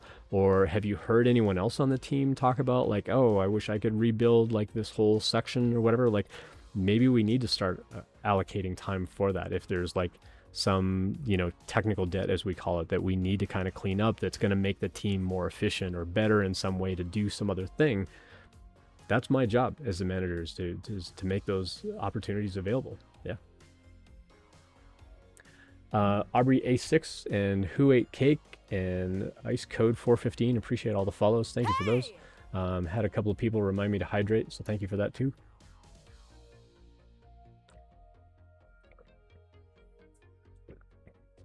Got to get my caffeine in for the day. Got to get my protein in for the day. Codebase with tech debt? Never heard of it. Yeah, me neither. Happens all the time. Porboon, good to see you in chat. Thanks for dropping by as well. This is my oldest. He helped me out with not with actually writing the Python code, but running the Python code that helps like take all these little clip markers that you see happening in chat and like actually going in and setting the timestamps on some of the older videos that I had, so we can actually extract those little video and audio clips and things like that. So appreciate that, bud. While I'm out for the week, I'm gonna maybe get him to help clean up some other YouTube descriptions and get links and stuff in there too. So people are waving at you saying hello. Yep. What's your shirt say? You matter until you multiply yourself times the speed of light, then you energy. Yep. Speed of light squared, of course. Yep. Good times, good times. So yeah, so he's been dabbling in Python, and what else have you been doing these days? Lots of Minecraft.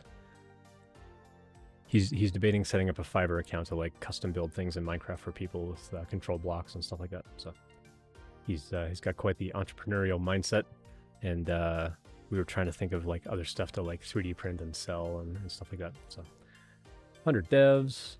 So Porboon, so I'm not actually affiliated with 100 devs, but I do appreciate what the 100 devs community is doing. So I definitely wanted to reach out with attracting 100 devs and so on. So 100 devs is it's an online curriculum that you can join, and it's actually an agency where they teach you how to be developers and then actually get freelance clients and become a freelance developer. Basically I'm not affiliated with them. I'm not involved directly with them, but I appreciate what they're doing. I love people that like help bring people into the industry, especially from other kinds of backgrounds, and then seeing how they can draw from experiences and actually get jobs in the tech industry. So part of using the 100 devs tag on my stream is just so that people can find, like people from 100 devs can find my stream and know that I'm here to help. If you want to go get a full-time job as opposed to the freelance job, I'll help with like resume reviews and talk to you through everything from like how to research a company where you want to apply, how do you interview, how do you do negotiations, and then how do you advance in your career.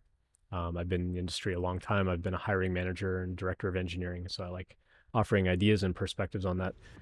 Been streaming for 3 hours, and I got a lot of stuff I got to get done today. It's already 2 in the afternoon here where I live in Colorado. Yeah, if you have any other questions, we can go take a look at those. Let's see what else has been going on.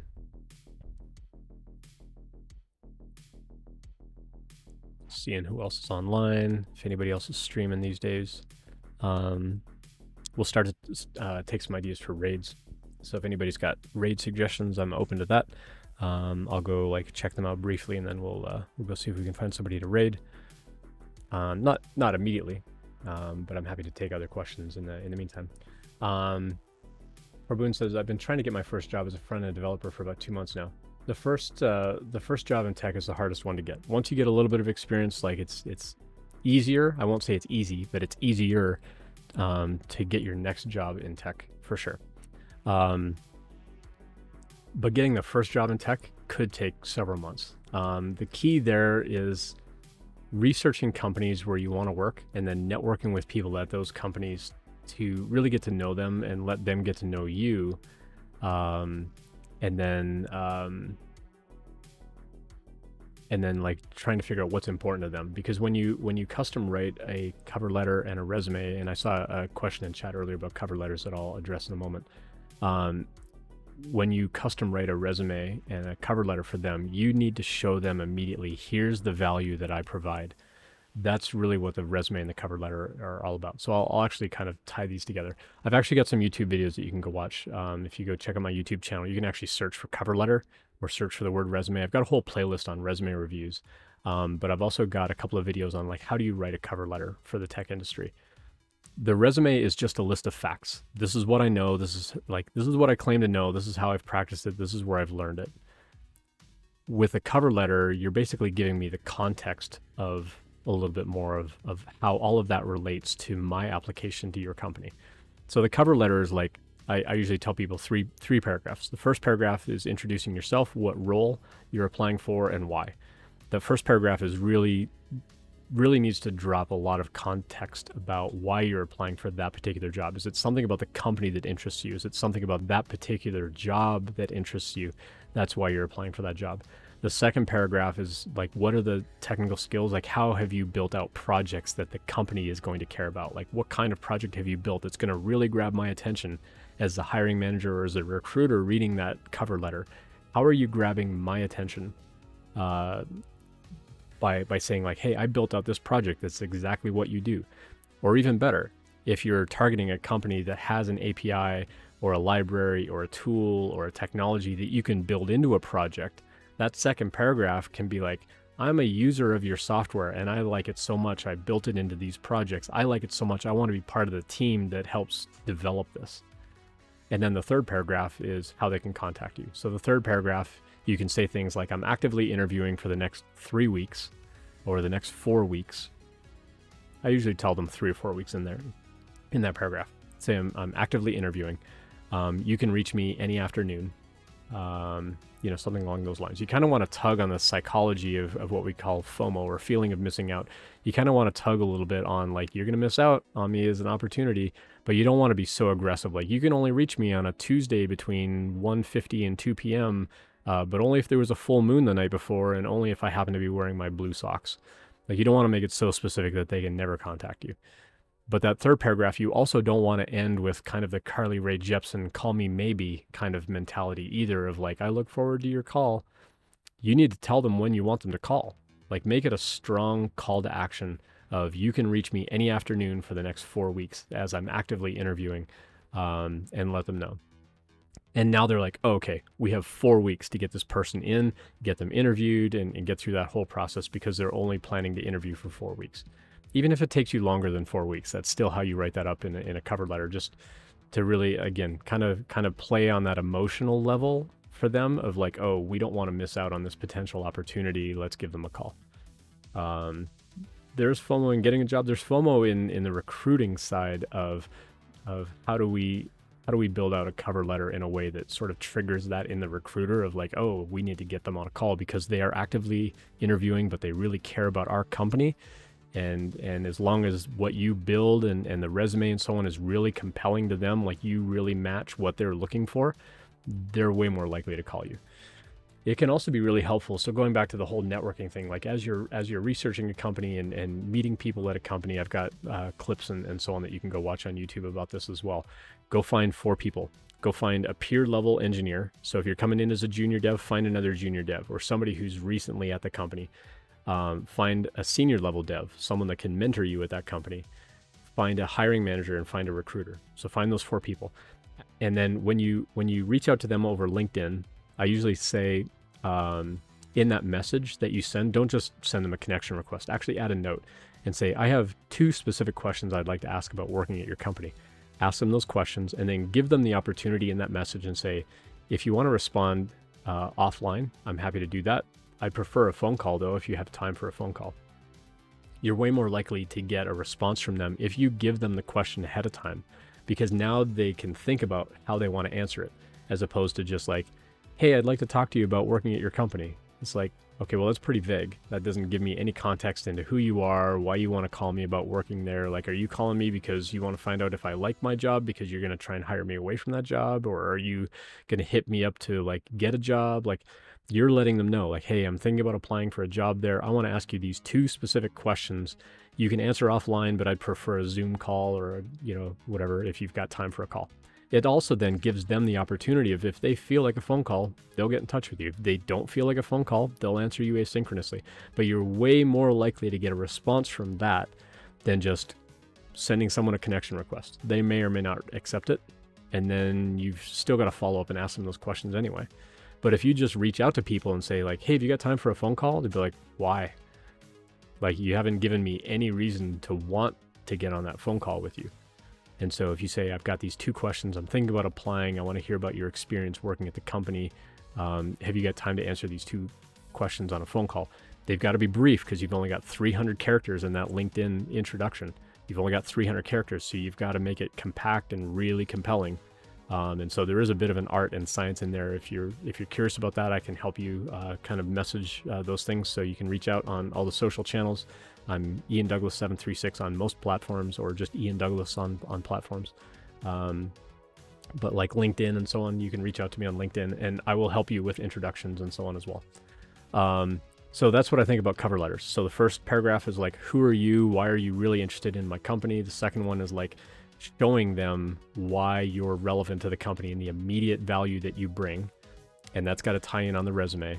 And then the third one is how they can contact you, and that they've got a limited window of time that they can contact you. Otherwise, they're going to miss out.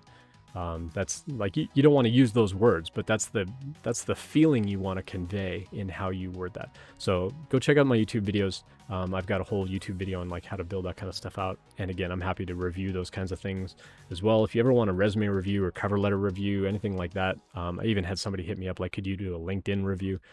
You're welcome to send that stuff over here, over in this link. If you want a private review, I do charge money, but it's all going into this fundraiser, and then I match all the money that goes in there. So if you pay $50, I'm putting $50 in there too. And then we're going to give that money away. So all of this money is getting matched by me. So it's going to be $3,200. Plus my employer is going to kick in another $1,500. And we're going to give that money away on Friday to a group in San Francisco while I'm out there. I'm going to meet them and give them that money for a scholarship fund. So I'm super stoked about that. So we're giving them close to $5,000, which I'm really, really excited about. And then when I get back, we're going to reset all this stuff back to 0, and we're going to start again. And then in October, we'll do another giveaway. We just did a big dragon, 3D printed dragon giveaway. We're going to find some other giveaway to do in October leading up to the holidays. And so it'll probably be something 3D printed. Not sure exactly what yet. We're kind of exploring some ideas there, whether it's like puzzles or little kits that you can put together, or things like, little like infinite fidget folding cubes or something like that. We've got lots of different ideas that we're kind of exploring here, but we want to get things out by the holidays. So I will give you one teaser of something that I'm thinking about doing as like a really big giveaway. So I'll be right back.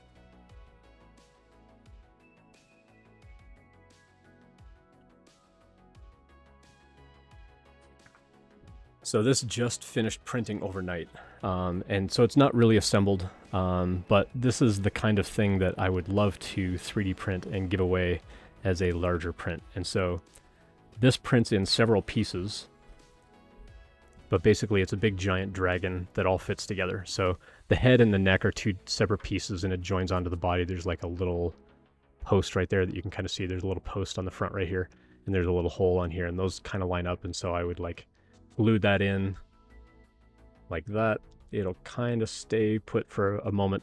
And then there's like a little peg back here to hold the tail in. There's a peg that holds the head onto the neck until the head falls off.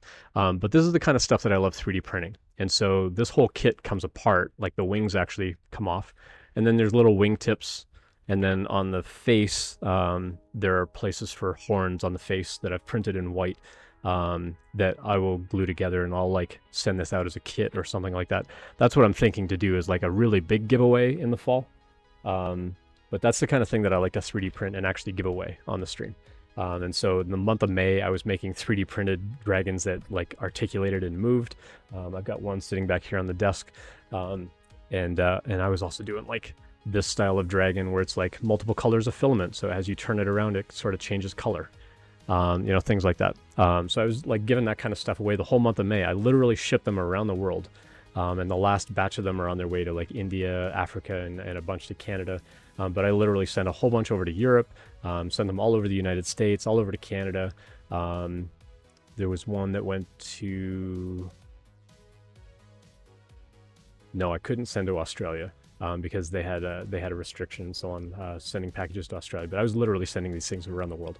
And so that's the kind of thing that I really enjoy 3D printing. And so while I may not do those dragons as a giveaway in October, because it's a much bigger kind of thing to like pack in a box, it would be much like a lot more for shipping. But I like that might be like the grand giveaway or something like that is I'm going to like print one of those even bigger, and I'm going to hand paint it, and I'm going to give that away as like the grand prize or something like that. Or I might see if I can find some piece of technology kit to give away, like an Oculus or, you know, PlayStation or something like that. And we'll do that as a giveaway towards the holidays, and then hopefully ship that out in time for the holidays. Now it may depend on where I can ship it, depending on the technology or whatever. It might be like a Lego kit or something. I don't know. We got to figure all that kind of stuff out. We got plenty of time. But yeah, we're basically going to reset all this money in July, and we're going to start that again. And then the end of December, I'm going to give that money away, and we're going to restart it again in January. And so every 6 months, that's my goal now on the channel. Every 6 months, we're going to reset this, and we're going to give all this money away as best I can. I'm going to match the money that comes in. This is just cheers and bits and donations and gift subs and prime subs and advertising and whatever. I try to keep all the ads off on my channel already.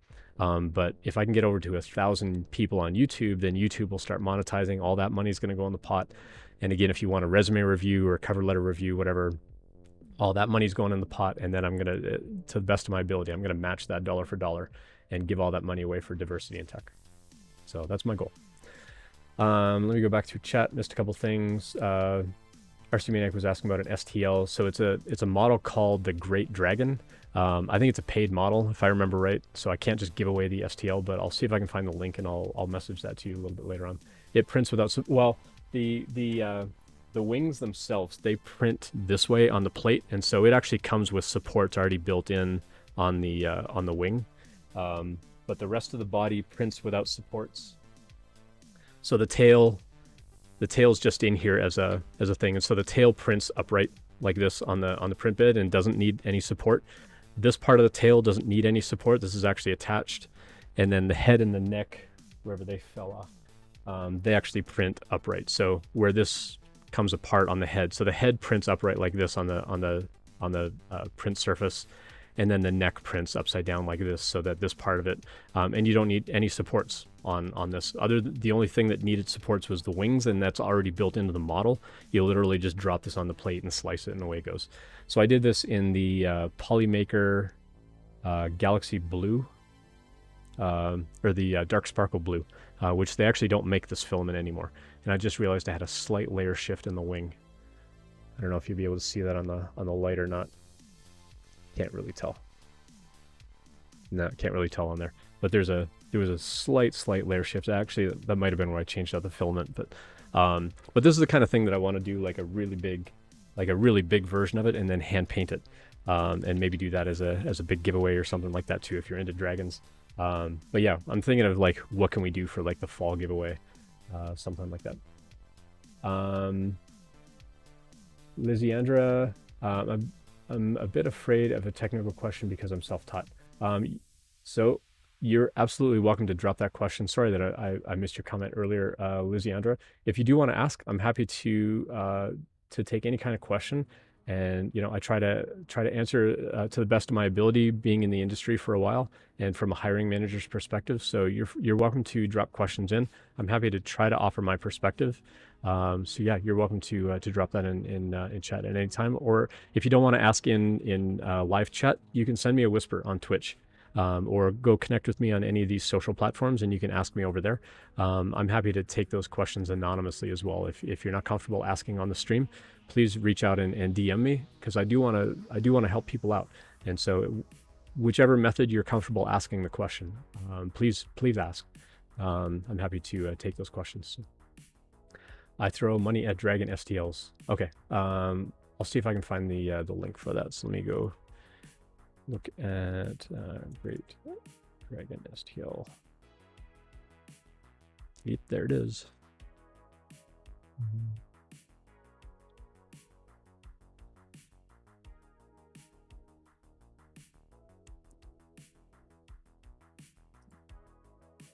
I need to go see if I can actually find out. It was on Fat Dragon Games. That's where it was. RC Maniac, incoming link for you. What is an STL? The STL is like stereo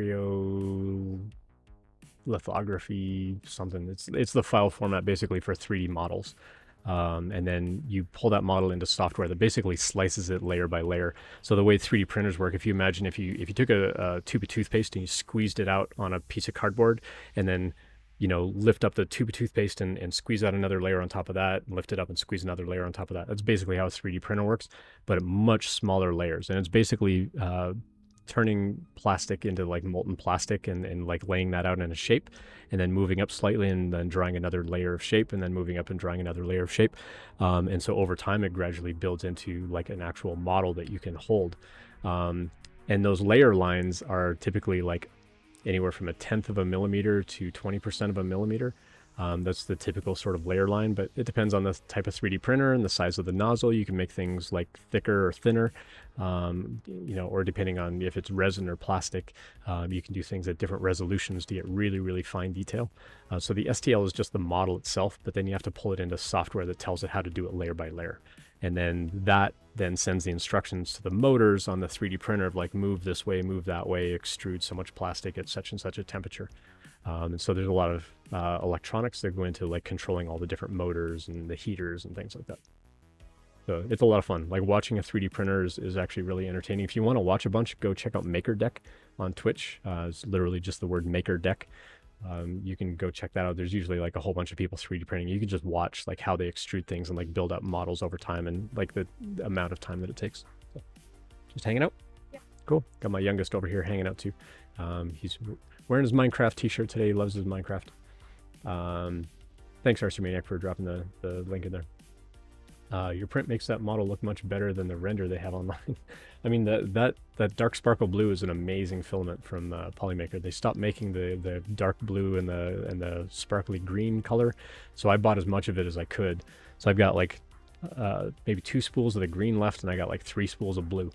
And then I bought a bunch of the red. The red's kind of like a rusty carrot color. It's not really red. It's more of a rusty orange color.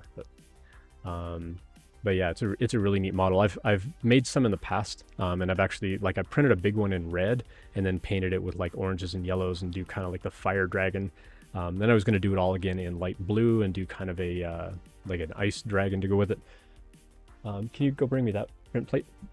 The other thing that I'm trying to do is actually use up a bunch of old filaments.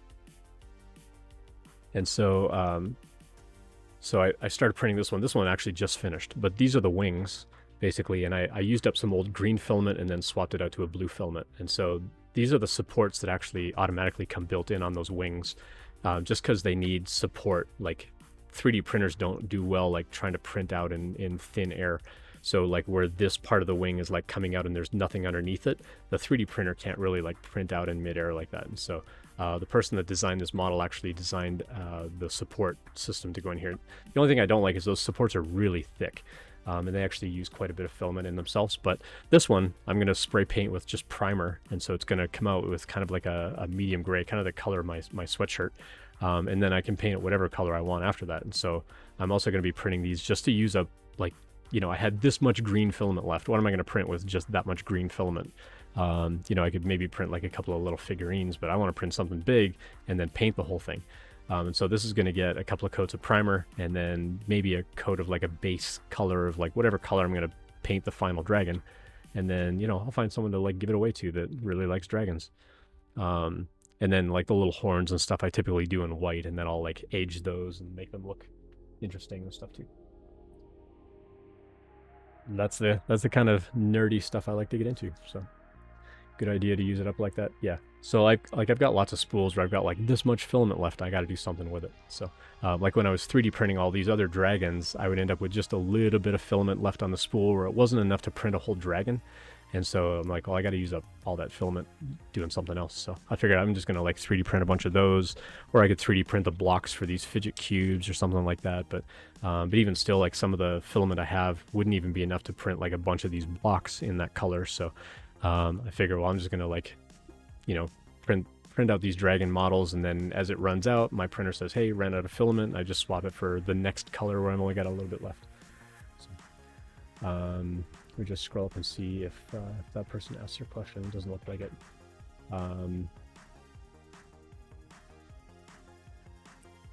Currently building my portfolio as a self-taught dev. Are there any key traits or project features you're looking for when hiring? That's a great question. Blue, green, purple, red.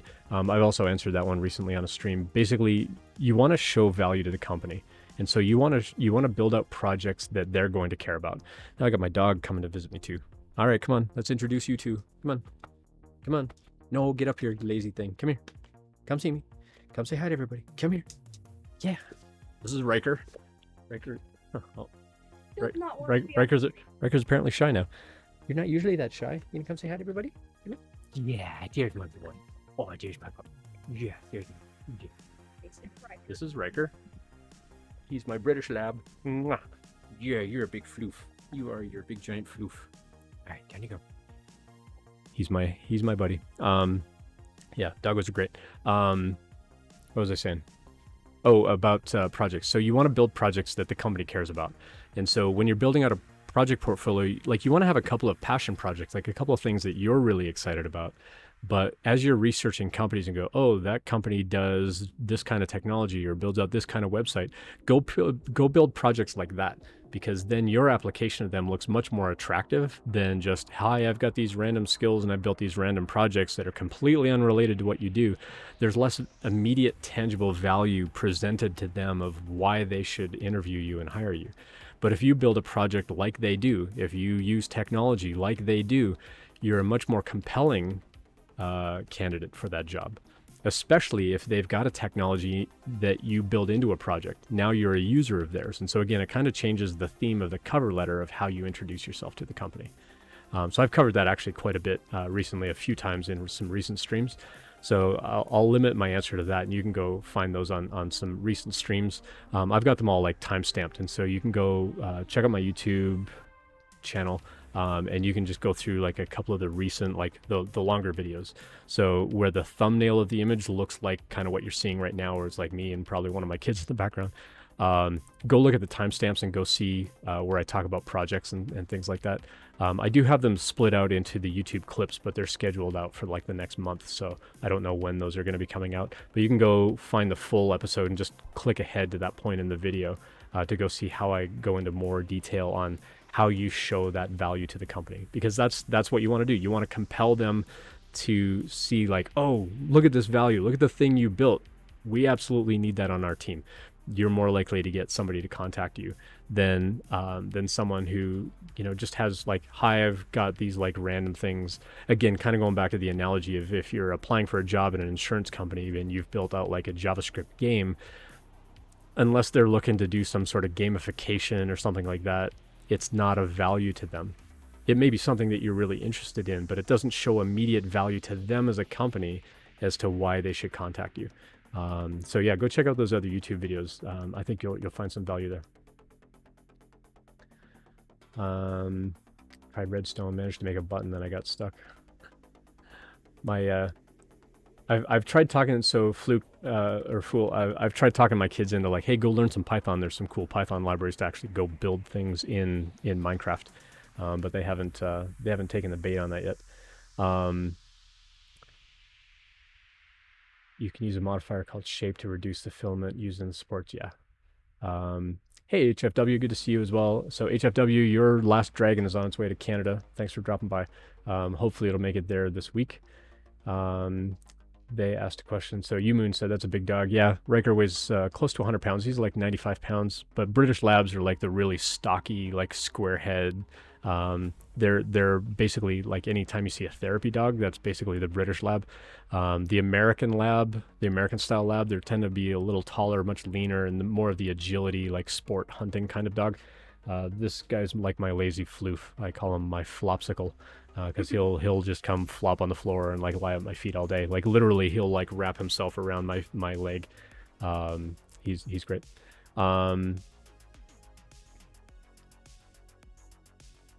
RC Maniac, thanks for reposting. I'm a bit afraid. Oh, I'm afraid of technical questions because I'm a self-taught dev.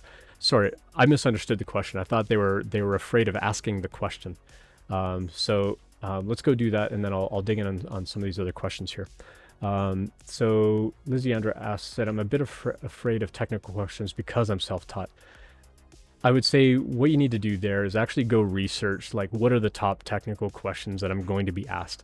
Now, if you're a self-taught dev, that's okay. There's nothing wrong with being self-taught. My job as the interviewer is to figure out what you know and what you don't know. You don't have to know all the things. You don't ever have to feel like you're 100% prepared, like I know everything I need to go get that job. You're never going to feel 100% ready to go get that job. You know what you know, and you don't know what you don't know, and that's okay. So my job as the interviewer is to figure out what you know, what don't you know, what are the limits of that knowledge, and then does that fit what I'm looking for on my team? Now, there's some amount of technical knowledge you're going to need to have, like how does HTTP work? If you're going for like a web developer job. If you're doing HTML or CSS, they might ask questions about particular aspects of the technology. If you're going for a backend developer job, they might ask about aspects of technologies and data structures and things like that. The kinds of algorithms you get asked about or the kinds of data that you get asked about will depend a lot on the role. So there's lots of resources out there of like, you know, you could literally Google like what are the top 50 technical questions for entry-level JavaScript front-end developer. And you'll see those lists. You need to prepare and practice what those questions are and how you would answer those questions. But then you also need to get feedback from someone else that you can trust to say like, hey, if I get asked this question and I answer it this way, how good is that as an answer? You need to find somebody that you can actually do like a mock interview with, or someone that you can say like, hey, can, you know, like just put something out on Twitter and say, hey, I'm trying to do some research around front-end tech questions for entry-level roles. Being a self-taught dev, like I could use some help, like reviewing answers or something like that. Get people that help. Like community loves to help. Come by chat and say like, hey, how would you answer this kind of question if you're self-taught, or like, you know, how can, you know, if I answer it this way, how can I make that better? That's much more effective instead of just how do I answer this question. If you can try to say, this is how I would answer the question, how can I make that better? That gives us the opportunity to give you better feedback. You have to be able to trust that the people giving you the feedback have experience enough that they can tell you what to improve. That's what's going to help make you better at answering those technical questions. But again, you don't have to know all the things. So even if you go Google like top 50 questions, you don't have to be able to answer all 50. Again, my job as the interviewer is to figure out what you know and what you don't know. So answer what you can, and what you don't know, it doesn't mean you have to go learn it. It just means you don't have an answer for that question. So then the question is, how do you answer a question you can't answer? How do you tell them that you can't answer a question? You don't want to just say like, I don't know, and just stop talking. Like you have to say like, oh, I haven't actually explored that yet. In my studies and what I've learned this and that, but actually haven't gotten into that particular aspect yet. That's okay. Again, that's my job to ascertain like, what do you know and what you don't know. So don't feel like you have to go know all the things.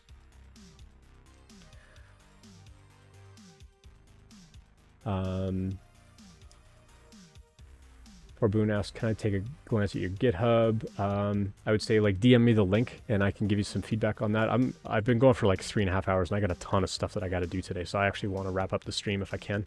So I'm gonna look through really quick and just see if there's like something quick that I can kind of take a look at here. I would say for like, just as sort of blanket feedback on GitHub, because you can pin repositories up there, you want to pin probably 1 or 2 projects that you're really proud of, but have good README files on there for like why you built that project, who it's for, what you learned from it. Like you want to document a lot of that in the READMEs. And then if there are particular companies that you're targeting as part of your applications, pin repos that they're going to care about as well. So it's cool for me as a hiring manager to see what you're interested in. But again, you got to show me that value of how, like, why do I want to call you? Like, what projects have you built that I'm really going to care about? You have to show me that value. And so pin projects that I'm going to care about. And that's going to change from company to company. So you might rotate some of those pinned repos from time to time. But I would like to see repos with README files that explain like what you built, what you learned, why you built it, all that kind of stuff in a README file, so that I can get a little more context about it. If you do the whole GitHub repo that's the same name as your username, then you get the extra document on that. If you go check out github.com/Ian Douglas without the 736, you'll kind of see how I do that on mine. Anything that can give me more context into who you are as a dev and why you do what you do is really helpful. HFW said, do you feel like tech companies will move away from data structures and algorithm interviews anytime soon? No, I doubt it. There's always going to be some amount of demonstration on that, but my hope is that companies will start to recognize that leak code problems just aren't effective. Like Facebook and Amazon stopped asking dynamic programming problems because everybody answers them the same way. Nobody's coming up with any new novel approach on them. They're all doing them the exact same way. So there's very little value in asking those questions anymore. And I think as companies start to recognize like, hey, you know what, when we asked this, like this company that asked me that geolocation question that was completely unrelated, they're going to lose out on candidates. And hopefully candidates are given feedback on like, that was a bad question to ask. Like your company doesn't do anything about that. Why are you asking that kind of question? Hopefully companies will be like, hey, dude, stop asking that question. Like it's unrelated to what we do. Start coming up with ideas about what they are really going to do and using the skills and whatever that we actually need to care about on the job. Like if you need to care about using a heap, that's fine. But like you don't do anything about geolocation, so don't stop asking that question. Just seeing what else is in here. Appreciate other people kind of dropping in ideas about data structures and algorithms in chat as well. Appreciate that. Fang might stop doing DSA when they say they don't see the results. Yeah, exactly. And so that's why Amazon and Facebook stopped asking dynamic programming problems last fall. I always feel they put so much stuff to know in the job post. And I've covered this recently too. So I've actually got a whole playlist of job post reviews and what's really important. So you can go check out kind of my thoughts on some of those. Some of them get a little spicy and some of them get a little salty, I'm not going to lie.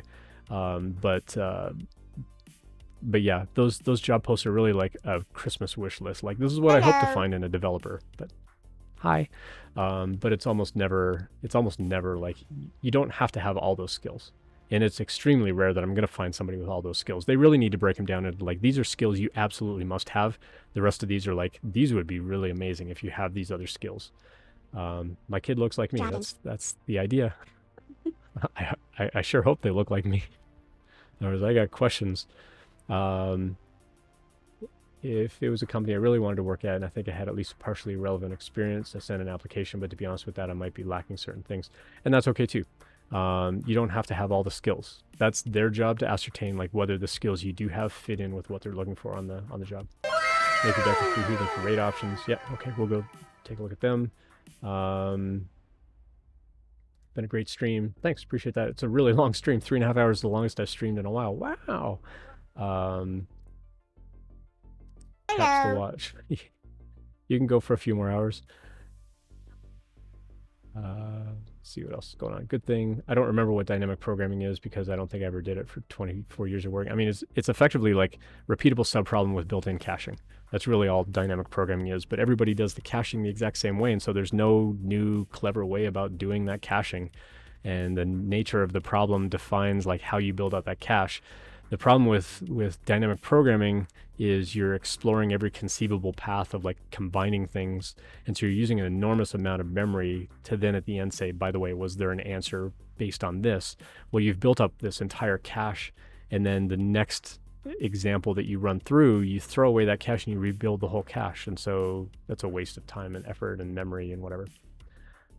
Is there somewhere to find out about those trends, like not asking DP? So that one I actually heard from just talking to other people that were asking interview questions. There is a good guide that I like. It's Sean Prashad's website. Let me go find that. I'll drop that in chat here as well. So Sean Prashad is a developer who put together a bunch of other people's lists. He's also like a Leak Code Pro subscriber or whatever. And he put a whole bunch of things together over here to basically curate a bunch of those lists together. And he built a really neat interface where you can narrow it down by pattern of problem, by complexity of problem, and also by like top 50 or 100 companies or something like that. So you can narrow down like what are the medium type depth first search questions that Google might ask. You can narrow it down that granularly and then go practice those. Doesn't mean that's the only thing you need to practice if you're going for a Google interview, but it'll help you really narrow down like where you want to practice. Or if you just pick the company, one suggestion I made to him, and someone actually developed it into his site, is come up with a frequency graph at the top of like how likely they are to ask a particular kind of question. And so, a lot of these companies, you see the depth first search, breadth first search, backtracking are like the top 3 algorithms. Heaps are in there, and then like all the array problems like 2-pointer, sliding window, and things like that. Those are like the top algorithms to study. Doesn't mean don't go study others, but those are the top ones to go study. And so I recommend Sean's website a lot. I actually had Sean on the stream last summer, and we talked about like how he developed it and why, and what, how does he maintain it and so on. So you can go check that out over on YouTube as well.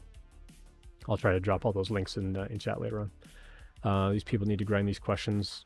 The people that need to grind these questions saddens me. I mean, it can work out. I mean, I think guys like Midnight Simon that did nothing but grind LeetCode for 10 weeks and they got a job at Google and now they're making Google money. It's like, great, good for them.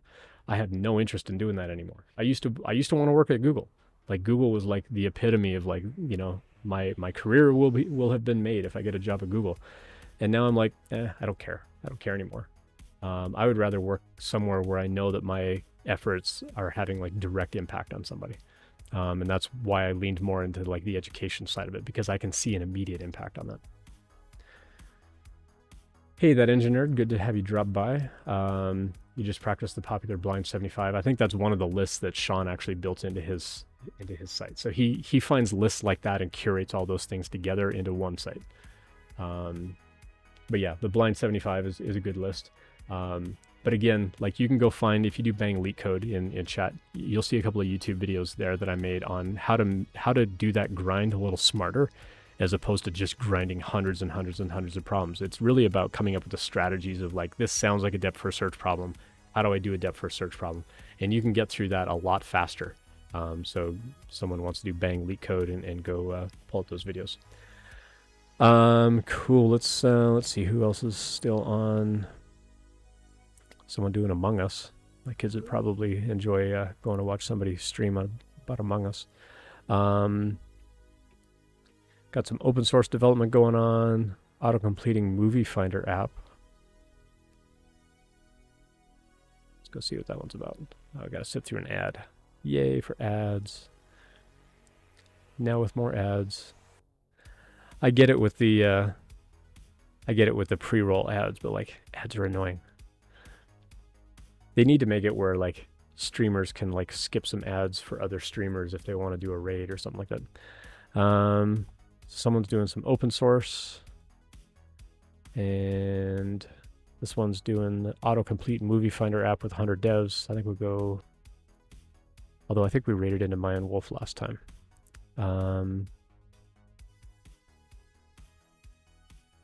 Let's see. Just going to do a quick search here. Twitch Turbo. Oh, Twitch Turbo does skip ads. But that's like a whole other paid thing. Like it's like $10 a month to skip like everybody's ads, right? I especially got upset when I watched a woman wanting a career change, and she liked making websites in Python, but said, no, I need to stop wasting time. I need to grind LeetCode. Yeah.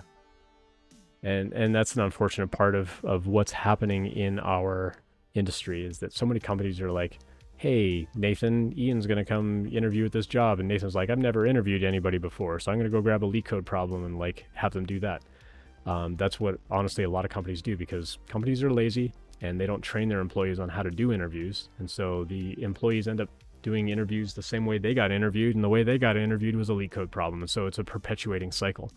I think until companies kind of put the brakes on and say, wait, we need to come up with a better process. We need to ask people smarter questions that give us better signals, as we call them, on whether you're going to be a good candidate for this job. That's what companies need to care about. They need to shape their interviews accordingly. And I've talked at length about, experiences I had back in January that were like amazing interviews and like horrible interviews, all about things like that.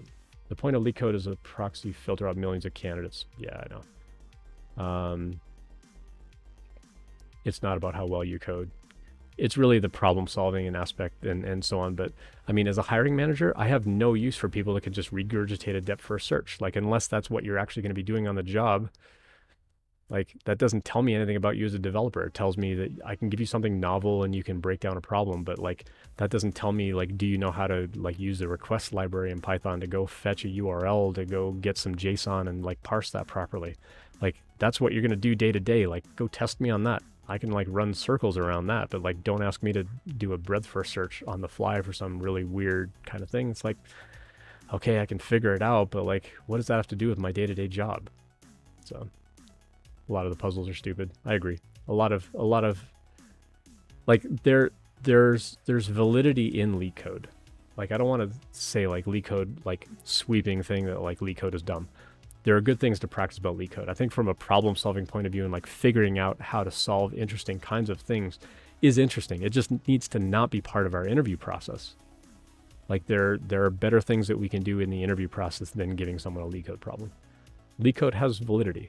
You know, as far as like keeping your skills sharp and like keeping the brain exercise of like, you know, understanding problems, that's important. Just as a developer point of view, but not for actually as part of the interview process. I think that's a dumb idea. FANG companies expect that if you can problem solve leak code, you'll be smart enough to do other things. But I mean, a lot of the times the stuff that you're doing on the FANG job is the same that you're doing everywhere else. You're just doing it slightly more at scale, and leak code doesn't handle anything at scale. Leak code doesn't test you anything about scalability or security or anything like that. Like, that's what I want to do in an interview. Like, here's an API, make it more secure. Here's, you know, this bit of code that's not optimized well. Like, how can we make this run faster, do more things? Like, that's what I care about as a hiring manager. All right. We have a raid candidate. We're going to go right into CM Griffing. Cool. I'm going to wrap up. My voice is getting a little raspy, and I appreciate everybody's questions today. Great discussion. I love this community. I love that everybody dropped by. Thank you so much. We're going to raid into CM Griffing over here. Make a bunch of noise in chat over there, and give them a follow if you don't already. And we'll catch you next time. I probably won't be streaming Thursday. If you do see me stream this week, it's because I'm going to be part of Loyal Moses' stream. We're giving away a 3D printer. So go check that out if you want, and we'll catch you over on this other channel here in a moment.